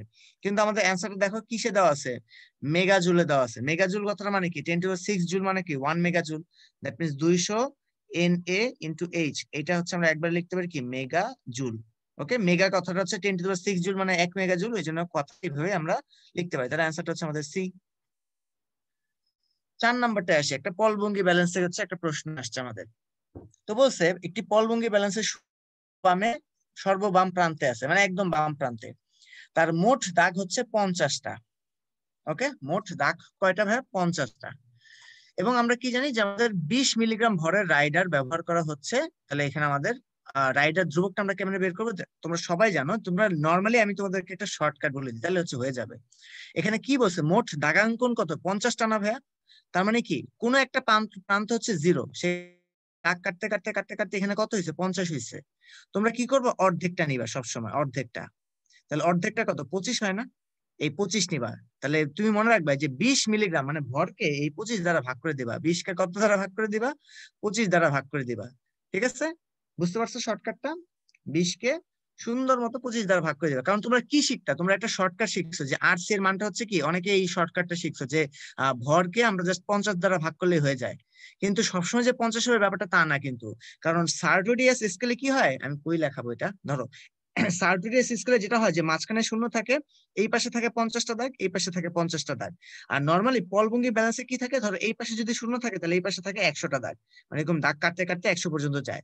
তাহলে আমি তোমাদেরকে কি বলছি যে যতগুলা দাগ থাকুক না কেন তুমি মাঝখান থেকে ডিস্টেন্সটা কাউন্ট করবা, মাঝখান থেকে যে কোনো একটা প্রান্তের ডিস্টেন্স। ঠিক আছে, দেখো এটার ক্ষেত্রে ডিস্টেন্স হচ্ছে 50, এটার ক্ষেত্রে ডিস্টেন্স হচ্ছে আমাদের 50, দ্যাটস আমরা 50 দ্বারা এই শর্টকাটে অঙ্কটা করি। কিন্তু এখানে তো আমাদের একটা কিন্তু মোট দাগাঙ্কন তো 100 বলে নাই, এখানে বলছে মোট দাগাঙ্কন কত, 50, এই জন্য আমাদের নিতে হবে কত, 25। দেখো তারাও কিন্তু এই কাজটাই করছে, এখানে 2 দ্বারা যে গুণ করে দিচ্ছে, যে 2 আর 25 যদি কাটাকাটি করো নিচে কত আসে, 25 আসে না, মানে 20/25। ঠিক আছে, আবার অনেকে বলো যে ভাই 1000 কেন দিছে, কারণ 1000 দিছে আমি তো মিলিগ্রাম থেকে গ্রামে কনভার্ট করতে চাই। ঠিক আছে, তো মিলিগ্রাম থেকে গ্রামে কনভার্ট করা মানে কি, আমাদের হচ্ছে এখানে হচ্ছে 1000 এর হিসাবটা করতে হবে এখান থেকে, দ্যাটস হচ্ছে আমাদের এখানে করা হয়েছে। তো আমরা এখান থেকে হচ্ছে গ্রামে ইউনিটটা পেয়ে গেলাম, আরসির মানটা। দেন হচ্ছে আমাদের কি কাজ, ওই যে বস্তুর ভর তার সাথে হচ্ছে প্লাস মাইনাস কি রাইডার ধ্রুবক ইনটু হচ্ছে আমাদের যে সূত্রটা আমরা পড়ছিলাম যে রাইডার ধ্রুবক সংখ্যা। এখন দেখো আমাদের বলছে কি যে বাম পাল্লায় বস্তু রাখছি আমরা, আর ডান পাল্লায় হচ্ছে বাটখারা রাখছি, এবং আমাদের কি বলছে যে ভারসাম্য আনয়নের জন্য রাইডারকে 20 ঘর ডানে যেতে হয়েছে। ডানে কি ছিল ভাইয়া, ডানে বাটখারা ছিল, আর আমরা কি জানি বাটখারার দিকে যদি আমাদের রাইডার যায় তাহলে হচ্ছে প্লাস বসে, আর বাটখারা যেদিকে আছে তার থেকে বিপরীত দিকে গেলে মাইনাস বসে। তাহলে বাটখারার দিকে যেহেতু যাচ্ছে দ্যাটস আমাদের কি বসতেছে, যে দেখো প্লাস বসতেছে। ওকে, তাহলে আমাদের রাইডার ধ্রুবকের সাথে কি 20 গুণ করে দিলাম যে কতগুলা দাগ সরছে, আর এখানে বাটখারার হিসাবগুলো আমরা লিখলাম যে আমাদের কি কি আছে, 25 আর 5, 25 আর 5 মানে কত, 30 গ্রাম, আর 20 মিলিগ্রাম। তো 20 মিলিগ্রাম তো আমাদের হচ্ছে এখানে গ্রামে কনভার্ট করতে হবে, এই জন্য 20 কে 1000 দ্বারা ভাগ করে আমরা গ্রামে কনভার্ট করে ফেলছি যাতে সবগুলা মান গ্রামে চলে আসে। তাহলে আমাদের অ্যান্সারটা হবে এখানে বি। ওকে, 5 নম্বরে আসি, সিলিকনের বিভিন্ন আইসোটোপের পরিমাণটা হচ্ছে আমাদের 92%, 5%, 3% এরকম। তাহলে তোমরা যেটা মনে রাখবা যে যার যার ভর আছে সেটা দিয়ে হচ্ছে 92% কে গুণ করে দিবা, মানে এইটা এই সূত্রটা যে তোমাদের মনে রাখতে হবে ব্যাপারটা তা না। তোমরা কি করবা দেখো আমি বলে দিচ্ছি, এটার ভর কত 28 না, তাহলে লিখবা 28 ইন্টু 92%, 92% মানে কত, 92/100। ঠিক আছে, প্লাস 29 কত পার্সেন্ট আছে, 5%, তাহলে 29 ইন্টু 5 ডিভাইডেড বাই কত, 100। ঠিক আছে, প্লাস এই যে এটা কত 30 আছে, তাহলে 30 ইন্টু কত 3%, মানে 3 বাই কত 100। ওকে, তাহলে এই যে যতগুলো ভাই লিখলাম না এখানে, এই সবগুলো কি করে দিবা, যোগ করে দিবা, যোগ করে দেখবা যে মানটা আসবে 28.11। তোমাদের যে এই সূত্রটাই মনে রাখতে হবে, ব্যাপারটা কিন্তু তা না। তাহলে জাস্ট আমরা কিন্তু নর্মালি হিসাব করতে পারতেছি যে যার যত পার্সেন্ট সেটা দিয়ে গুণ করে দিয়ে আমরা মানটা বের করে ফেলবো এখান থেকে। ওকে, নেক্সট প্রশ্নে আসি আমরা, যে বোর তত্ত্ব অনুসারে যে ফোর্থ শেল ও ফিফথ কক্ষপথে আবর্তনশীল ইলেকট্রনের মোট শক্তির অনুপাত কত? তোমরা সবাই জানো ই সমানুপাতিক কিন্তু 1/n², তাই না? ই সমানুপাতিক কি 1/n²। তাহলে আমরা কি লিখতে পারি যে E4/E5 সমান সমান আমরা কি লিখতে পারি, n5² আর n5 মানে কি, মানে n5 মানে কি পঞ্চম শক্তি স্তরের তার n এর মান, তাহলে সেটার মানটা কত, সেটার মান হচ্ছে 5। তাহলে 5² নিচে হচ্ছে কত 4², 5² মান হচ্ছে 25, 4² মান হচ্ছে 16, তার মানে অনুপাত হচ্ছে 25:16। তাহলে অ্যান্সারটা হচ্ছে আমাদের ডি। ঠিক আছে, এবং তোমরা কিন্তু খেয়াল রাখবা, অনেকে কিন্তু আবার 16:25 দাগায় দিয়ে আসবে, এটা কিন্তু অ্যান্সার না। কারণ কি, কারণ ফোর্থ শেলের সাথে ফিফথ শেলের অনুপাত জানতে চাইছে, মানে ফোর্থ শেলটা থাকবে উপরে লব আকারে, আর ফিফথ শেলটা থাকবে হচ্ছে আমাদের হর আকারে। মানে একটা হচ্ছে নিউমারেটর আর একটা হচ্ছে আমাদের ডিনোমিনেটর, মানে একটা আগে যেটা আছে সেটা থাকবে লবে। দেখো আমি কিন্তু E4টাকে উপরে লিখছি আর E5টাকে আমি নিচে লিখছি, এই জন্য হর লব কিন্তু এখানে খুব ভালো মতো জানতে হবে। ওকে, 7 নম্বরটা আসে যে আউটবাউ নীতি অনুযায়ী নিচের কোনটি কোন অরবিটাল ইলেকট্রন সবার আগে ঢুকবে? তো আমরা কি জানি যে n+l এর মান যার সর্বনিম্ন সেখানে আগে ঢুকবে। তাহলে আমরা যদি n+l এর ভ্যালু গুলো দেখি, যে এখানে n+l এর মানটা কত, 5 + 0 মানে হচ্ছে 5, এখানে কত 4 + 3 মানে হচ্ছে 7, এখানে 6 + 0 মানে হচ্ছে 6, এখানে হচ্ছে 5 + 2 তারা হচ্ছে, তাহলে এখানে হচ্ছে 7। যারা হচ্ছে এই জিনিসগুলো বুঝতেছো না তারা হচ্ছে একটু কষ্ট করে হচ্ছে এন এর মানগুলো তো তোমরা বুঝতেছো, এখানে 5 4 6 5 এগুলো হচ্ছে এন এর মান, আর এল এর মানগুলো হচ্ছে আমরা কি লিখছি, যখন এস হয় তখন এল এর মানটা হচ্ছে 0 হয়, যখন পি হয় তখন এল এর মানটা 1 হয়, যখন ডি হয় তখন এল এর মানটা আমাদের 2 হয়, আর যখন এফ অরবিটাল হয় তখন এল এর মানটা 3 হয়। ওকে, এভাবে করে আমরা n+l এর মানগুলো আমরা এখান থেকে বের করে ফেললাম। তাহলে এখানে সব থেকে কম ভ্যালু কোনটা, 5s এর, দ্যাটস ওয়াই 5s এর ইলেকট্রন সবার আগে প্রবেশ করবে। দেন 8 নাম্বারটায় আসি। 8 নাম্বারটা আমাদের কি বলছে, যে হাইড্রোজেনের পঞ্চম শক্তি স্তর থেকে ইলেকট্রন নিম্ন শক্তি স্তরে নেমে আসার ফলে সৃষ্ট লাইমেন বর্ণালী, লাইমেন কথাটা বলে দিছে, দ্যাট মিন্স পঞ্চম শক্তি স্তর মানে কি NH এর মানটা হচ্ছে আমাদের 5 আর NL এর মানটা হচ্ছে আমাদের 1, কারণ নিম্ন শক্তি স্তরে আসছে, এখানে তো আমাদের বলে না যে কোন শক্তি স্তরে, কিন্তু আমরা এখন বুঝে ফেললাম যে যেহেতু লাইমেন বলছে দ্যাট মিন্স এটা হচ্ছে প্রথম শক্তি স্তর। তাহলে তার তরঙ্গ দৈর্ঘ্য কত হবে সেটা হচ্ছে আমাদের কাছে জানতে চাওয়া হয়েছে, তাহলে তরঙ্গ দৈর্ঘ্য কত, ল্যামডার মানটা আমাদের এখান থেকে বসাই দিব। ওকে, তো দেখো 1/λ আমরা কি লিখতেছি, RH ইন্টু 1/ns 1/1 মাইনাস 1/25, তাহলে এখান থেকে ভ্যালুটা আসবে 24/25 আর H, তাহলে শুধুমাত্র ল্যামডার মানটা কি আসবে, উল্টাই দিব, উপরে 25 নিচে হচ্ছে 24 ইন্টু RH। ওকে, দ্যাটস আমাদের অ্যান্সারটা আসবে এখান থেকে ডি। কোনো ক্যালকুলেটর ইউজ করা লাগবে না, জাস্ট হচ্ছে ভ্যালুগুলো আমরা বসাই দিব এখানে। আমরা আমাদের শেষ কেমিস্ট্রির যে স্লাইড আছে সেটা দেখি, যে 9 নাম্বার, এখানে বলা হয়েছে যে দুইটা অ্যাসিড একসাথে যদি আমরা মিশাই 5:6 অনুপাতে, তাহলে হচ্ছে মিশ্রণের ঘনমাত্রা কিরকম হবে। তাহলে তোমাদের জন্য এখানে একটা সূত্র মনে রাখতে হবে, সেটা কি, সেটা হচ্ছে আমাদের যে এই সূত্রটা, তোমরা যদি এই সূত্রটার সাথে এখন পরিচিত না, কিন্তু এই সূত্রের সাথে পরিচিত হবা তোমরা হচ্ছে যখন তোমাদেরকে পরিমাণগত রসায়ন পড়ানো হবে তখন। আমি এখন জাস্ট খালি পরিচয়গুলো বলে দিচ্ছি, সেটা হচ্ছে কি, V1 মানে হচ্ছে ধরলাম 1 নাম্বার অ্যাসিড যেটা আছে, 1 নাম্বার অ্যাসিডের আয়তন, M1 হচ্ছে গিয়ে ওই 1 নাম্বার অ্যাসিডের ঘনমাত্রা, V2টা হচ্ছে দ্বিতীয় যে অ্যাসিডটা আছে তার আয়তন, আর দ্বিতীয় যেই অ্যাসিডটা আছে তার ঘনমাত্রা, এই দুটার যোগফল হবে। তাদেরকে যখন একসাথে মিশাচ্ছি আমি, তার মানে কি একসাথে মিশাই ফেলা মানে কি V1 আর V2 কি হয়ে যাওয়া, যোগ হয়ে যাওয়া, তাহলে V1 + V2 ইন্টু কি হচ্ছে আমাদের তাদের মিশ্রণের মধ্যে টোটাল ঘনমাত্রা কত দাঁড়াচ্ছে সেটা। ওকে, তাহলে এখন দেখো আমাদের তো বলছে যে দ্রবণদ্বয় কত অনুপাতে মিশাইছি, 5:6 অনুপাতে মিশাইছি, তাই না, 5:6 অনুপাত। তাহলে তার মানে কি বুঝলা ভাইয়া, যে একজনের যদি আমরা ধরো V1 যদি আমরা ধরো 5V ধরে নেই, তাহলে V2টা আমাদের কত হবে, 6V হবে, মানে একটার সাথে আরেকটা অনুপাত কত, 5:6। তাহলে দেখো আমরা ওইটাই বসাই, V1 M1 মানে হচ্ছে 5V ইন্টু M1 মানে হচ্ছে 0.3 প্লাস ওইখানে কত হবে আমাদের 0.2 ইন্টু 6V। ওকে, তাহলে দেখো V1 M1 বসাইছি আর V2 M2 বসাইছি, তাহলে এখন দুটাকে যোগ করলে কত হয়, 5 আর 6 মিলে কত হয় 11V, তাহলে 11V ইন্টু কত, এই যে M এর মানটা হচ্ছে আমি আলাদা করে পাইতে চাই, কারণ আমাদের মিশ্রণের ঘনমাত্রা জানতে চাইছে, তাহলে M এর মানটা কত আসবে, এখান থেকে হচ্ছে আমরা ক্যালকুলেশন যদি করি আমাদের উপরে এখান থেকে তো আসতেছে হচ্ছে কত 3 × 5 = 15 মানে 1.5 v প্লাস 6 × 2 = 12 দ্যাটস 1.2 v আর নিচে হচ্ছে আমাদের 11 v। তাহলে কাটাকাটি করে দেখবো যে আমাদের মানটা আসবে 2.7/11 মানে এটা আসবে 2.7/11 যদি ক্যালকুলেশন করো তাহলে অ্যানসারটা আসবে 0.245। ওকে, তো আশা করি হচ্ছে অঙ্কটা হচ্ছে বুঝতে পারছো ভাই। আর এখানে প্রশ্ন যেভাবে করছে চাইলে এইভাবে করতে পারো, কিন্তু ভাইয়ের মতো এইভাবে V1 আর V2 এভাবে 5 আর 6 ধরে নিলে আশা করি তোমাদের জন্য আর ক্যালকুলেশনে কোনো সমস্যা হওয়ার কথা না। নাম্বার 10 এ আসি। এখানে কি বলছে যে 10% সোডিয়াম কার্বনেট দ্রবণের ঘনমাত্রা কত। তো এইটার জন্য হচ্ছে তোমরা এইটাও শিখবে হচ্ছে পরিমাণগত রসায়ন ওই চ্যাপ্টারে, কিন্তু এটা শর্টকাটটা আমি তোমাদেরকে একটু বলে দেই। যখন হচ্ছে আমরা পার্সেন্টেজ থেকে মোলারিটি এই সূত্রটা যখন যেতে চাই তখন হচ্ছে আমাদের যেটা শর্টকাট সূত্র সেটা হচ্ছে যে এম বা এস ইকুয়ালস টু আমরা লিখি 10x/m লিখি, যেখানে পরিচয়গুলো কি এক্সটা দ্বারা বোঝানো হয় যে আমাদের কত পার্সেন্ট ছিল সেটা মানে নাম্বারটা যে কত পার্সেন্ট, আর এমটা দ্বারা বোঝানো হয় সেই অ্যাসিডের আণবিক ভর। তো দেখো 10 × x কত পার্সেন্ট ছিল, 10% ছিল না, তাহলে x এর মানটা আমি কত বসাবো 10 বসাবো। আর এম দ্বারা বোঝাচ্ছি কি আমি এখানে আণবিক ভর, কার আণবিক ভর সোডিয়াম কার্বনেটের আণবিক ভর। তাহলে সোডিয়াম কার্বনেটের আণবিক ভর তোমরা দেখবা এটার মানটা আসবে 106। তাহলে এটাকে যদি হাতে হাতে ক্যালকুলেশন করো তাহলে আসবে যে আমাদের 0.94 মোলার। ঠিক আছে, অথবা এটা দিয়েও তো করতে পারো, তাছাড়া আরেক ভাবে কিন্তু তোমরা করতে পারো ব্যাপারটা, আমি সেটাও দেখাই দিই একটু। সেটা হচ্ছে দেওয়া আছে কত ভাই 10% W/V সোডিয়াম কার্বনেট। এই কথার মানে হচ্ছে কি, এই কথার মানে হচ্ছে যদি আমি 100 মিলিলিটার একটা সেই দ্রবণের মধ্যে 10 গ্রাম কি আছে 10 গ্রাম সোডিয়াম কার্বনেট হচ্ছে সেখানে মিশানো আছে, এই জন্য হচ্ছে উপরে হচ্ছে W দ্বারা বোঝানো হচ্ছে ভর, নিচে V দ্বারা বোঝানো হচ্ছে আয়তন। এখন কেন এটাকে 100 ml নিছি, কারণ 10% কথাটা মানে কি ভাই 10/100 না, মানে 10 হচ্ছে গ্রাম কতটুকু ভর, আর 100 হচ্ছে কি আমাদের ওই যে আয়তন V, মানে আয়তন মানে কি মিলিলিটারে।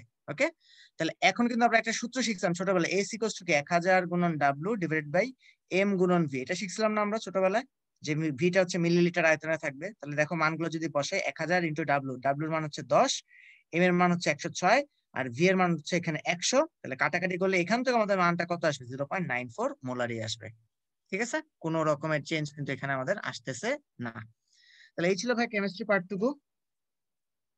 এবার হচ্ছে আমরা একটু হাফ ছেড়ে বাঁচলাম যে কেমিস্ট্রি পার্টটুকু গেল, এবার হচ্ছে আমরা বায়োলজি কিছু এমসিকিউ গুলো পড়ে আসি। বায়োলজির ক্ষেত্রে এমসিকিউ তোমাদের যে চ্যাপ্টারটা হচ্ছে লাস্ট যে উইকে ছিল সেটা হচ্ছে মানব শারীরিক তত্ত্ব। তোমরা যে প্রশ্নগুলো দেখেছো এই বেশিরভাগ প্রশ্ন হচ্ছে আমাদের কিছু জ্ঞানমূলক, যেগুলো হচ্ছে ক্লাসে তোমাদেরকে ভাইয়ারা হচ্ছে নোট ডাউন করেছে দিয়ে দিচ্ছেন। তো বইটা যত ভালো মতো যে পড়ছো সে হচ্ছে এই চলনের চ্যাপ্টার থেকে তত বেশি হচ্ছে উত্তর করতে পারছো। তারপর থেকে কিছু জ্ঞানমূলক প্রশ্ন হচ্ছে আমরা দেখে আসি চট জলদি। যেমন নাম্বার 1, নিচের কোথায় ভিসেরাল পেশি পাওয়া যায় না।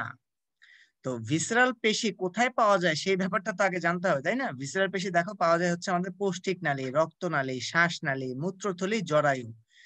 যেই সকল জায়গাগুলোতে পাওয়া যাচ্ছে দেখো সেই সকল জায়গাগুলো কিন্তু আমরা ইচ্ছে করলে কিন্তু তাদের পেশিগুলোর সংকোচন বা প্রসারণ ঘটাইতে পারি না। দেখছো পৌষ্টিক নালী তুমি কিন্তু চাইলেই তোমার পাকস্থলীর পেশি টেশি যা আছে এগুলো নড়াতে পারবে না। রক্তনালী তুমি চাইলে হচ্ছে রক্তনালী নড়ানো চড়ানো করা যায় না। শ্বাসনালী কি নড়ানো চড়ানো করা যায় না। মূত্রথলি করতে পারবে না। জরায়ুর ক্ষেত্রেও কি হয় না ওইরকম নড়ানো চড়ানো তোমার করতে পসিবল না। তাহলে এই ভিসেরাল পেশি পাওয়া যায় না কোথায় আমাদের জিহ্বায়। জিহ্বাটা ইচ্ছা মতো হচ্ছে নাড়ানো চাড়ানো যায়। তো একটা শর্টকাট কিন্তু বুঝে গেল আর কি, ঠিক আছে। 2 নাম্বারটা আসি যে নিচের কোনটি কর্ণাস্থি। কর্ণাস্থি মানে হচ্ছে যেটা হচ্ছে আমাদের বলতে পারে যে তরুণাস্থির মতো। তো এখানে যেমন আমাদের ম্যালিয়াস, ইনকাস এবং স্টেপিস এই তিনজনটা হচ্ছে আমাদের কি ভাই কর্ণাস্থি, যে আমাদের কর্ণের যে অস্থিগুলো থাকে ওগুলোকে আমরা বলি। ঠিক আছে, তাহলে এখানে আমাদের যেগুলো আছে স্ক্যাপুলা, স্টার্নাম, প্যাটেলা এগুলো কিন্তু আমাদের নর্মাল অস্থির মধ্যে পড়ে, কিন্তু কর্ণস্থি মানে কর্ণের মধ্যে যে অস্থিটা থাকে সেটা হচ্ছে আমাদের কি স্টেপিস। 3 নাম্বার যে নিচের কোথায় চিহ্নিত পেশি পাওয়া যায় না। চিহ্নিত পেশি মানে হচ্ছে এখানে যে মূত্রথলির মধ্যে এখন পর্যন্ত চিহ্নিত পেশি পাওয়া যায় না, কিন্তু চোখ, গলবিল, জিহ্বার মধ্যে হচ্ছে আমরা চিহ্নিত পেশি হচ্ছে আমরা পাই। ওই জায়গার মধ্যে হচ্ছে কোনো না কোনো পেশি হচ্ছে এখানে আছে। 4 নাম্বারটা যেটা আমাদের নিচের কোনটি মুখমণ্ডলীয় অস্থি নয়। মুখমণ্ডলীয় অস্থির জন্য কিন্তু তোমাদেরকে একটা ছড়াই কিন্তু ভাইয়া ক্লাসে বলে দিছিলেন, আই হোপ সো, যে মুখমণ্ডলের যে অস্থিগুলো আছে আমাদের থাকে সেটা কি আমাদের যে এথময়েড যেটা আছে সেটা কিন্তু হচ্ছে আমাদের করটিকা মানে মাথার খুলির অস্থি। বাকি যেগুলো দেখতে পাচ্ছ যে প্যালেটিন, জাইগোমেটিক, ভোমার এগুলো কিন্তু সব মুখমণ্ডল মানে আমাদের মুখের যে অস্থি সেটা আর কি। ওকে, আমাদের যে পরবর্তী যে এমসিকিউ গুলো সেগুলো কি ম্যালিওলাস নিচের কোন অস্থিটা, ম্যালিওলাস যে অস্থিটা আছে সেটা হচ্ছে আমাদের টিবিয়ার মধ্যে হচ্ছে আমরা দেখতে পাই, টিবিয়া ফিবুলা যে আমরা বলি রেডিয়াস আলনা, তো টিবিয়ার মধ্যে হচ্ছে আমাদের এই অস্থিটা মানে এই অস্থির মধ্যে হচ্ছে ম্যালিওলাস পাওয়া যায়। 6 নাম্বারটা কি যে পিউবিস সিমফাইসিস নিচের কোন ধরনের অস্থি সন্ধি? এই পিউবিস সিমফাইসিস এটা হচ্ছে আমাদের এক ধরনের তরুণাস্থিময় অস্থি সন্ধি। মানে তরুণাস্থি গুলার ক্ষেত্রে আমরা যেটা দেখি যে দুইটা অস্থির যে সন্ধি থাকে সেই মানে দুইটা তরুণাস্থির মধ্যে যে সন্ধিটা থাকে সেই সন্ধিটার মধ্যে হচ্ছে আমাদের এই যে এই পিউবিস সিমফাইসিস এই ব্যাপারটা হচ্ছে থাকে, দ্যাটস এটাকে আমরা বলতেছি তখন তরুণাস্থিময় অস্থি সন্ধি। তো আজকে বায়োলজি ভাই তোমাদের এতটুকু পর্যন্তই থাকলো। ইনশাল্লাহ পরবর্তী লেকচার গুলোতে সবার দেখা হবে, এবং সবাই হচ্ছে বায়োলজি পার্টটুকু যদি একটু ভালো মতো পারতে চাও তাহলে ভাইয়ার কাছ থেকে সাজেশন থাকবে একটাই, যখন হচ্ছে আমি বায়োলজির জন্য প্রিপারেশন নিয়েছিলাম আমি হচ্ছে বইটা হচ্ছে খুব ভালো মতো পড়েছি, এবং সত্যি কথা এটাই, কোন রকমের বাজারের কোনো বইটি হচ্ছে আমি অত বেশি পড়িও নাই, এবং মূল বইটাই হচ্ছে খুব ভালো মতো যদি পড়ে থাকো তাহলে আই হোপ সো প্রশ্নগুলো হচ্ছে তোমাদের কাছে কমন চলে আসবে। তো সেই পর্যন্ত সবাই ভালো থাকো, সুস্থ থাকো। নিবিড় ভাইয়ের পক্ষ থেকে আজকে এই পর্যন্তই। আর তোমাদের পরবর্তীতে ইংরেজি অংশটুকু নিবে বাবলা ভাইয়া, তো বাবলা ভাইকে আমি থ্যাংক ইউ ভাই। আসসালামু আলাইকুম সবাইকে, আমন্ত্রণ জানাচ্ছি তোমাদের সবাইকে আজকে ইংলিশে সলভ পার্টটাতে। আমি শাহরিয়ার খান বাবলা। তো খুব সহজ সহজ কিছু ইংলিশ প্রশ্ন আছে, তো আমরা সময় নষ্ট না করে সরাসরি সলভে চলে যাই। তো আর একটা কথা সব সময় বলি, আবারও বলছি, যদি ফার্দার ক্ল্যারিফিকেশনের দরকার থাকে তাহলে কিন্তু অবশ্যই সংশ্লিষ্ট যে টিচার থাকবে তোমাদের ক্লাসে তাদেরকে আমরা কোয়েশ্চেন আনসার বক্সে জিজ্ঞেস করব। তো দেখো, জেন্ডার স্পেসিফাইস ওয়েদার আর নাউন আর কি। তোমার জেন্ডার কার কার জেন্ডার হতে পারে? নাম্বার চেঞ্জার জেন্ডার, এটা কেবলমাত্র নাউন আর প্রোনাউনের হয়। ভার্বের কখনো জেন্ডার হয়? কখনো দেখেছো যে তোমার ছেলেদের জন্য ভার্ব একরকম, মেয়েদের জন্য একরকম? কনজাংশন কি কখনো আলাদা হয়? অ্যান্ড বাট অর প্রিপোজিশন কি ছেলে মেয়ের জন্য আলাদা হয়? হয় না। তার মানে নাউন কিংবা প্রোনাউন ছেলে মেয়েদের জন্য আলাদা হতে পারে। সেজন্য নাউন তো লেখাই আছে, আরেকটা কি হবে? প্রোনাউন। খুবই সহজ। Sana's computer is out of order, এখানে কম্পিউটার ওয়ার্ডটা কি? দেখো, এখানে কম্পিউটারের ওয়ার্ডটা হয়ে যাবে হচ্ছে একটা মানে নিউটার জেন্ডার। নিউটার জেন্ডার কেন? কারণ কম্পিউটার কি ছেলে বা মেয়ে হয়? কম্পিউটার থেকে কম্পিউটারিস্ট বলি না তো। তাহলে ভাই কমন জেন্ডার কেন না? কমন মানে যেটা ছেলে মেয়ে উভয়কেই বোঝায়। তো কম্পিউটার তো জড় পদার্থ, চেয়ার টেবিল কম্পিউটার, এদেরকে কি বলা হয়? নিউটার জেন্ডার বলা হয়। তারপর দেখো, much as Rome dash roads through Europe in years of Roman Empire, British dash railways and strung telegraph wires in Indian subcontinent. তার মানে তোমার ইউরোপ জুড়ে রোমান এম্পায়াররা যখন ছিল তখন তারা কি করতো? তারা হচ্ছে অনেক রাস্তা নির্মাণ করেছে ইউরোপে। আর ব্রিটিশরা কি করেছে? ব্রিটিশরা সাবকন্টিনেন্টের ওয়ার্ডটা, তোমার যে টেলিগ্রাফের লাইনটা, সেটাকে আরো শক্তিশালী করেছে। ব্যাপারটা এরকম, বা সেটাকে আরো বিস্তৃত করেছে। তো খেয়াল করে দেখো, রোমান এম্পায়ারের ঘটনাটা আর ব্রিটিশ সাবকন্টিনেন্টের ঘটনাটা কিন্তু দুটো এক সময় ঘটে নাই। প্রথমে ঘটেছে এই রোমান এম্পায়ারের ঘটনাটা, তারপরে ঘটেছে ব্রিটিশদের এই রেলওয়ে বিল্ডারের ঘটনাটা। সো এইটা যে টেন্স হবে তার থেকে আগের টেন্স হবে প্রথম ঘটনাটা। তাইলে প্রথম ঘটনাটা পাস্ট পারফেক্ট হয়ে যাবে, এটা হয়ে যাবে পাস্ট ইনডিফিনিট। দুইটা যেহেতু সেম টেন্সে হয় নাই, তার মানে এটা বি নাম্বারটা হবে না।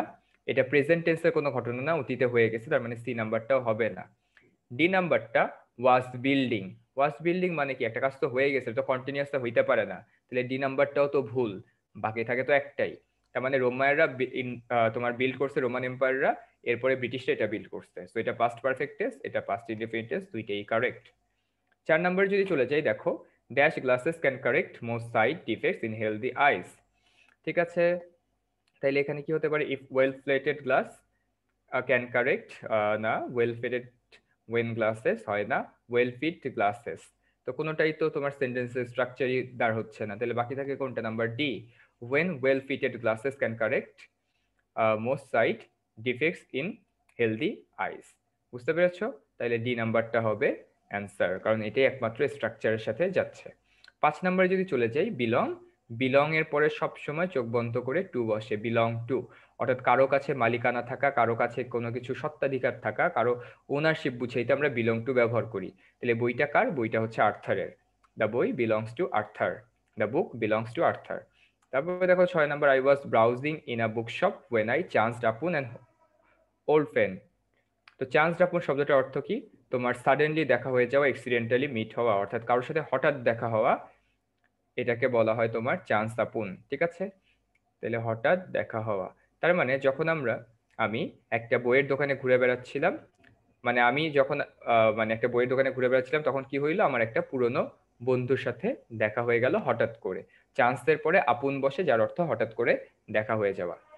7 নম্বর দেখো, generally gender is of 4 types. কয় ধরনের জেন্ডার হয়? 4 ধরনের জেন্ডার হয়। একটা কি? একটা হচ্ছে ম্যাসকুলিন, একটা ফেমিনিন, একটা কমন, একটা হচ্ছে নিউটার জেন্ডার। ম্যাসকুলিন কোনগুলো? পুলিঙ্গ, তোমার হচ্ছে বয়, ম্যান, এগুলোকে আমরা ম্যাসকুলিন বলি। ফেমিনিন কোনগুলো? স্ত্রীলিঙ্গ। কমন কোনগুলো? স্টুডেন্ট, টিচার, এটা ছেলে হইতে পারে মেয়েও হইতে পারে। নিউটার কোনগুলো? যার কোনো জেন্ডারই নেই, তোমার চেয়ার, টেবিল, বই, খাতা, কলম, কম্পিউটার, এগুলো হচ্ছে নিউটার জেন্ডার। তাহলে generally gender is of 4 types. 8 number, Rosalind is angry like a Tigress. Rosalind নামটা দেখে মনে হচ্ছে যে এটা একটা ফিমেল, তো ঠিক আছে। তোমার যদি এখন মনে হয় এটা ছেলেদের নাম, কোনো সমস্যা নেই, তুমি টাইগার দিতে পারো। তো দেখো টাইগার আসছে এখানে, এখানে যেহেতু এ আসছে তাহলে তো টাইগার্স হয় না, এরপরে তো সিঙ্গুলার বসে, তাহলে এই নাম্বারটা তো ভুল। টাইগারেস বানানটা তো হয় নাই, টাইগেরিন বলে তো কথা নাই, তাহলে বাকি থাকে কোনটা? টাইগ্রেস। তাহলে টাইগারের ফেমিনিন ওয়ার্ড কোনটা? টাইগারের ফেমিনিন ওয়ার্ড হচ্ছে টাইগ্রেস, এই জন্য অ্যান্সার হবে বি নাম্বারটা। এরপর দেখো, the skill of safe driving dash two avoid collision. এটা কি একটা চিরন্তন সত্য কথা না, যে আমাদের মানে নিরাপদে মানে ড্রাইভ করার ক্ষেত্রে তোমার প্রথম জিনিস কি? সংঘর্ষ পরিহার করতে হবে। তাহলে এটা কি পাস্টে হইতে পারে? পাস্টে হইতে পারে, হইতে পারে। তাহলে প্রথমটা পড়ি তো 3টা বাদ দিয়ে দেওয়া যায়, দেখারই তো দরকার নাই। পরেরটা না দেখেও কিন্তু আমি বের করতে পারলাম, এটা চিরন্তন সত্য কথা, ইজ হবে হুইচ হার্ট মেনি থাউজেন্ডস, ঠিক আছে? Hurt many thousands of people annually, answer হবে হচ্ছে A number. The skill of safe driving is necessary to avoid collision which dash which hurt many thousands of people annually, answer হবে এই নাম্বারটা। 10 যদি চলে যায়, if you don't mind I would rather not go। তো would rather কি? এটা একটা মডাল অক্সিলিয়ারি। মডাল অক্সিলিয়ারি পরের ভার্বটা সবসময় কি হয়? মডাল অক্সিলিয়ারি পরে ভার্বের বেস ফর্ম বসে, অনেকবার বলা হয়েছে। দেখো, আই ক্যান গো, তুমি যদি নট বসাও I can not go. I can not went বলি, আই ক্যান নট গোয়িং বলি, কিছু তো বলি না। তাহলে মডেল অক্সিলারি পরে ভার্বের বেস ফর্ম বসে, অ্যান্সার কি হবে? If you don't mind I would rather not go হবে অ্যান্সার। তারপর দেখো, রেসিজম মানে কি? বর্ণবাদ। বর্ণবাদ, রেসিজম, এই শব্দের সাথে সবাই পরিচিত। Racism is one kind of abhorrent to me. Abhorrent মানে কি? আমার কাছে প্রচন্ড ঘৃণার বস্তু, ঠিক আছে? ঘৃণার বস্তু, ম্যাটার অফ হেট্রেড যেটাকে বলা হয়, যেটা আমার পছন্দ না। তাহলে রেসিজম আমার ঘৃণার তালিকায় একদম অন্যতম, এটাকে রেসিজমের কথা বলা হচ্ছে। তাহলে অ্যাবহরেন্টের পরে টু বসে, যেটা আমার কাছে জঘন্য বা ঘৃণার বলে মনে হয়। ফাইনালি 12 নাম্বারটা, I got more information that I'd bargained for. Bargain for মানে কি? কোনো কিছুর জন্য দর কষাকষি করা, কোনো কিছু চাওয়া, সেই অর্থে বার্গেইন বসে। বার্গেইন আমরা দোকানে যে যখন বলি একটা জিনিসের দাম চাইছে, গুলিস্তানে গেছো, বলছে ভাই একদম 100, তুমি বললা না ভাই 50 টাকা, এটা হচ্ছে বার্গেইন করা। তো বার্গেইন করা বলতে তোমার হচ্ছে দাম কমায় আনা বা দর কষাকষি, এটাও বুঝায়। আবার বার্গেইন ফর নিজের অধিকার আদায়ের কথাও বুঝাইতে পারে। বার্গেইন ফর বলতে কোনো কিছু চাওয়া অর্থেও বসতে পারে। তো মাথায় রেখো, বার্গেইনের পরে যদি কোনো অ্যাপ্রোপ্রিয়েট প্রিপোজিশন বসে সেটা হচ্ছে for. I got more information then I had bargain for, তার মানে আমি যতটা না চেয়েছি তার থেকে বেশি ইনফরমেশন পেয়েছি। তাহলে খুব ছোট্ট ছিল আমাদের ইংলিশের সলভ। তো এগুলোই ছিল। কারো যদি আরো ফার্দার ক্লারিফিকেশনের দরকার হয়, তাহলে আমরা যে রেগুলার ক্লাসে আমরা এগুলো জিজ্ঞেস করব, টিচারের উত্তর দেওয়ার চেষ্টা করবে। আর ভোকাবুলারি, অ্যাপ্রোপ্রিয়েট প্রিপোজিশন বারবার কি কিন্তু বলি, এগুলো কিন্তু মেমোরাইজিং পার্ট আপু ভাইরা। যেমন অ্যাবহরেন্টের পরে যে তোমার টু বসে, বার্গেইনের পর যে ফর বসে, এটা কিন্তু কোনো নিয়ম দিয়ে শিখি নাই, প্র্যাকটিস করতে করতে আমাদের মনে আছে, বই পড়েছি, তারপর প্র্যাকটিস করেছি, মনে আছে। তো এগুলো কোনো শর্টকাট বা গ্রামাটিক্যাল রুল নাই। তো যত বেশি চর্চা করবা তত বেশি আগায় যাবা ভোকাবুলারি এনরিচমেন্টের দিক থেকে। তো সবার প্রতি শুভকামনা জানিয়ে আজকে এখানেই শেষ করছি। আমি শাহরিয়ার খান বাবলা, তোমাদের সবাইকে শুভরাত্রি। জি বাবলা ভাই, আপনাকে ধন্যবাদ, অসংখ্য ধন্যবাদ। আর স্টুডেন্ট ভাই আপুরা, আমাদের আজকে সলভ ক্লাসটা এই পর্যন্তই। আজকে প্রথমে একটু টেকনিক্যাল গ্লিচের কারণে আমরা একটু দেরি হয়ে গেছিল আমাদের, তো সবার কাছে আসলে সরি। তো আজকে সলভ ক্লাসটা এই পর্যন্তই। সামনে সলভ ক্লাসে আবারও ইনশাল্লাহ তোমাদের সাথে দেখা হবে। তো সে পর্যন্ত ভালো থাকো, সুস্থ থাকো, আল্লাহ হাফেজ।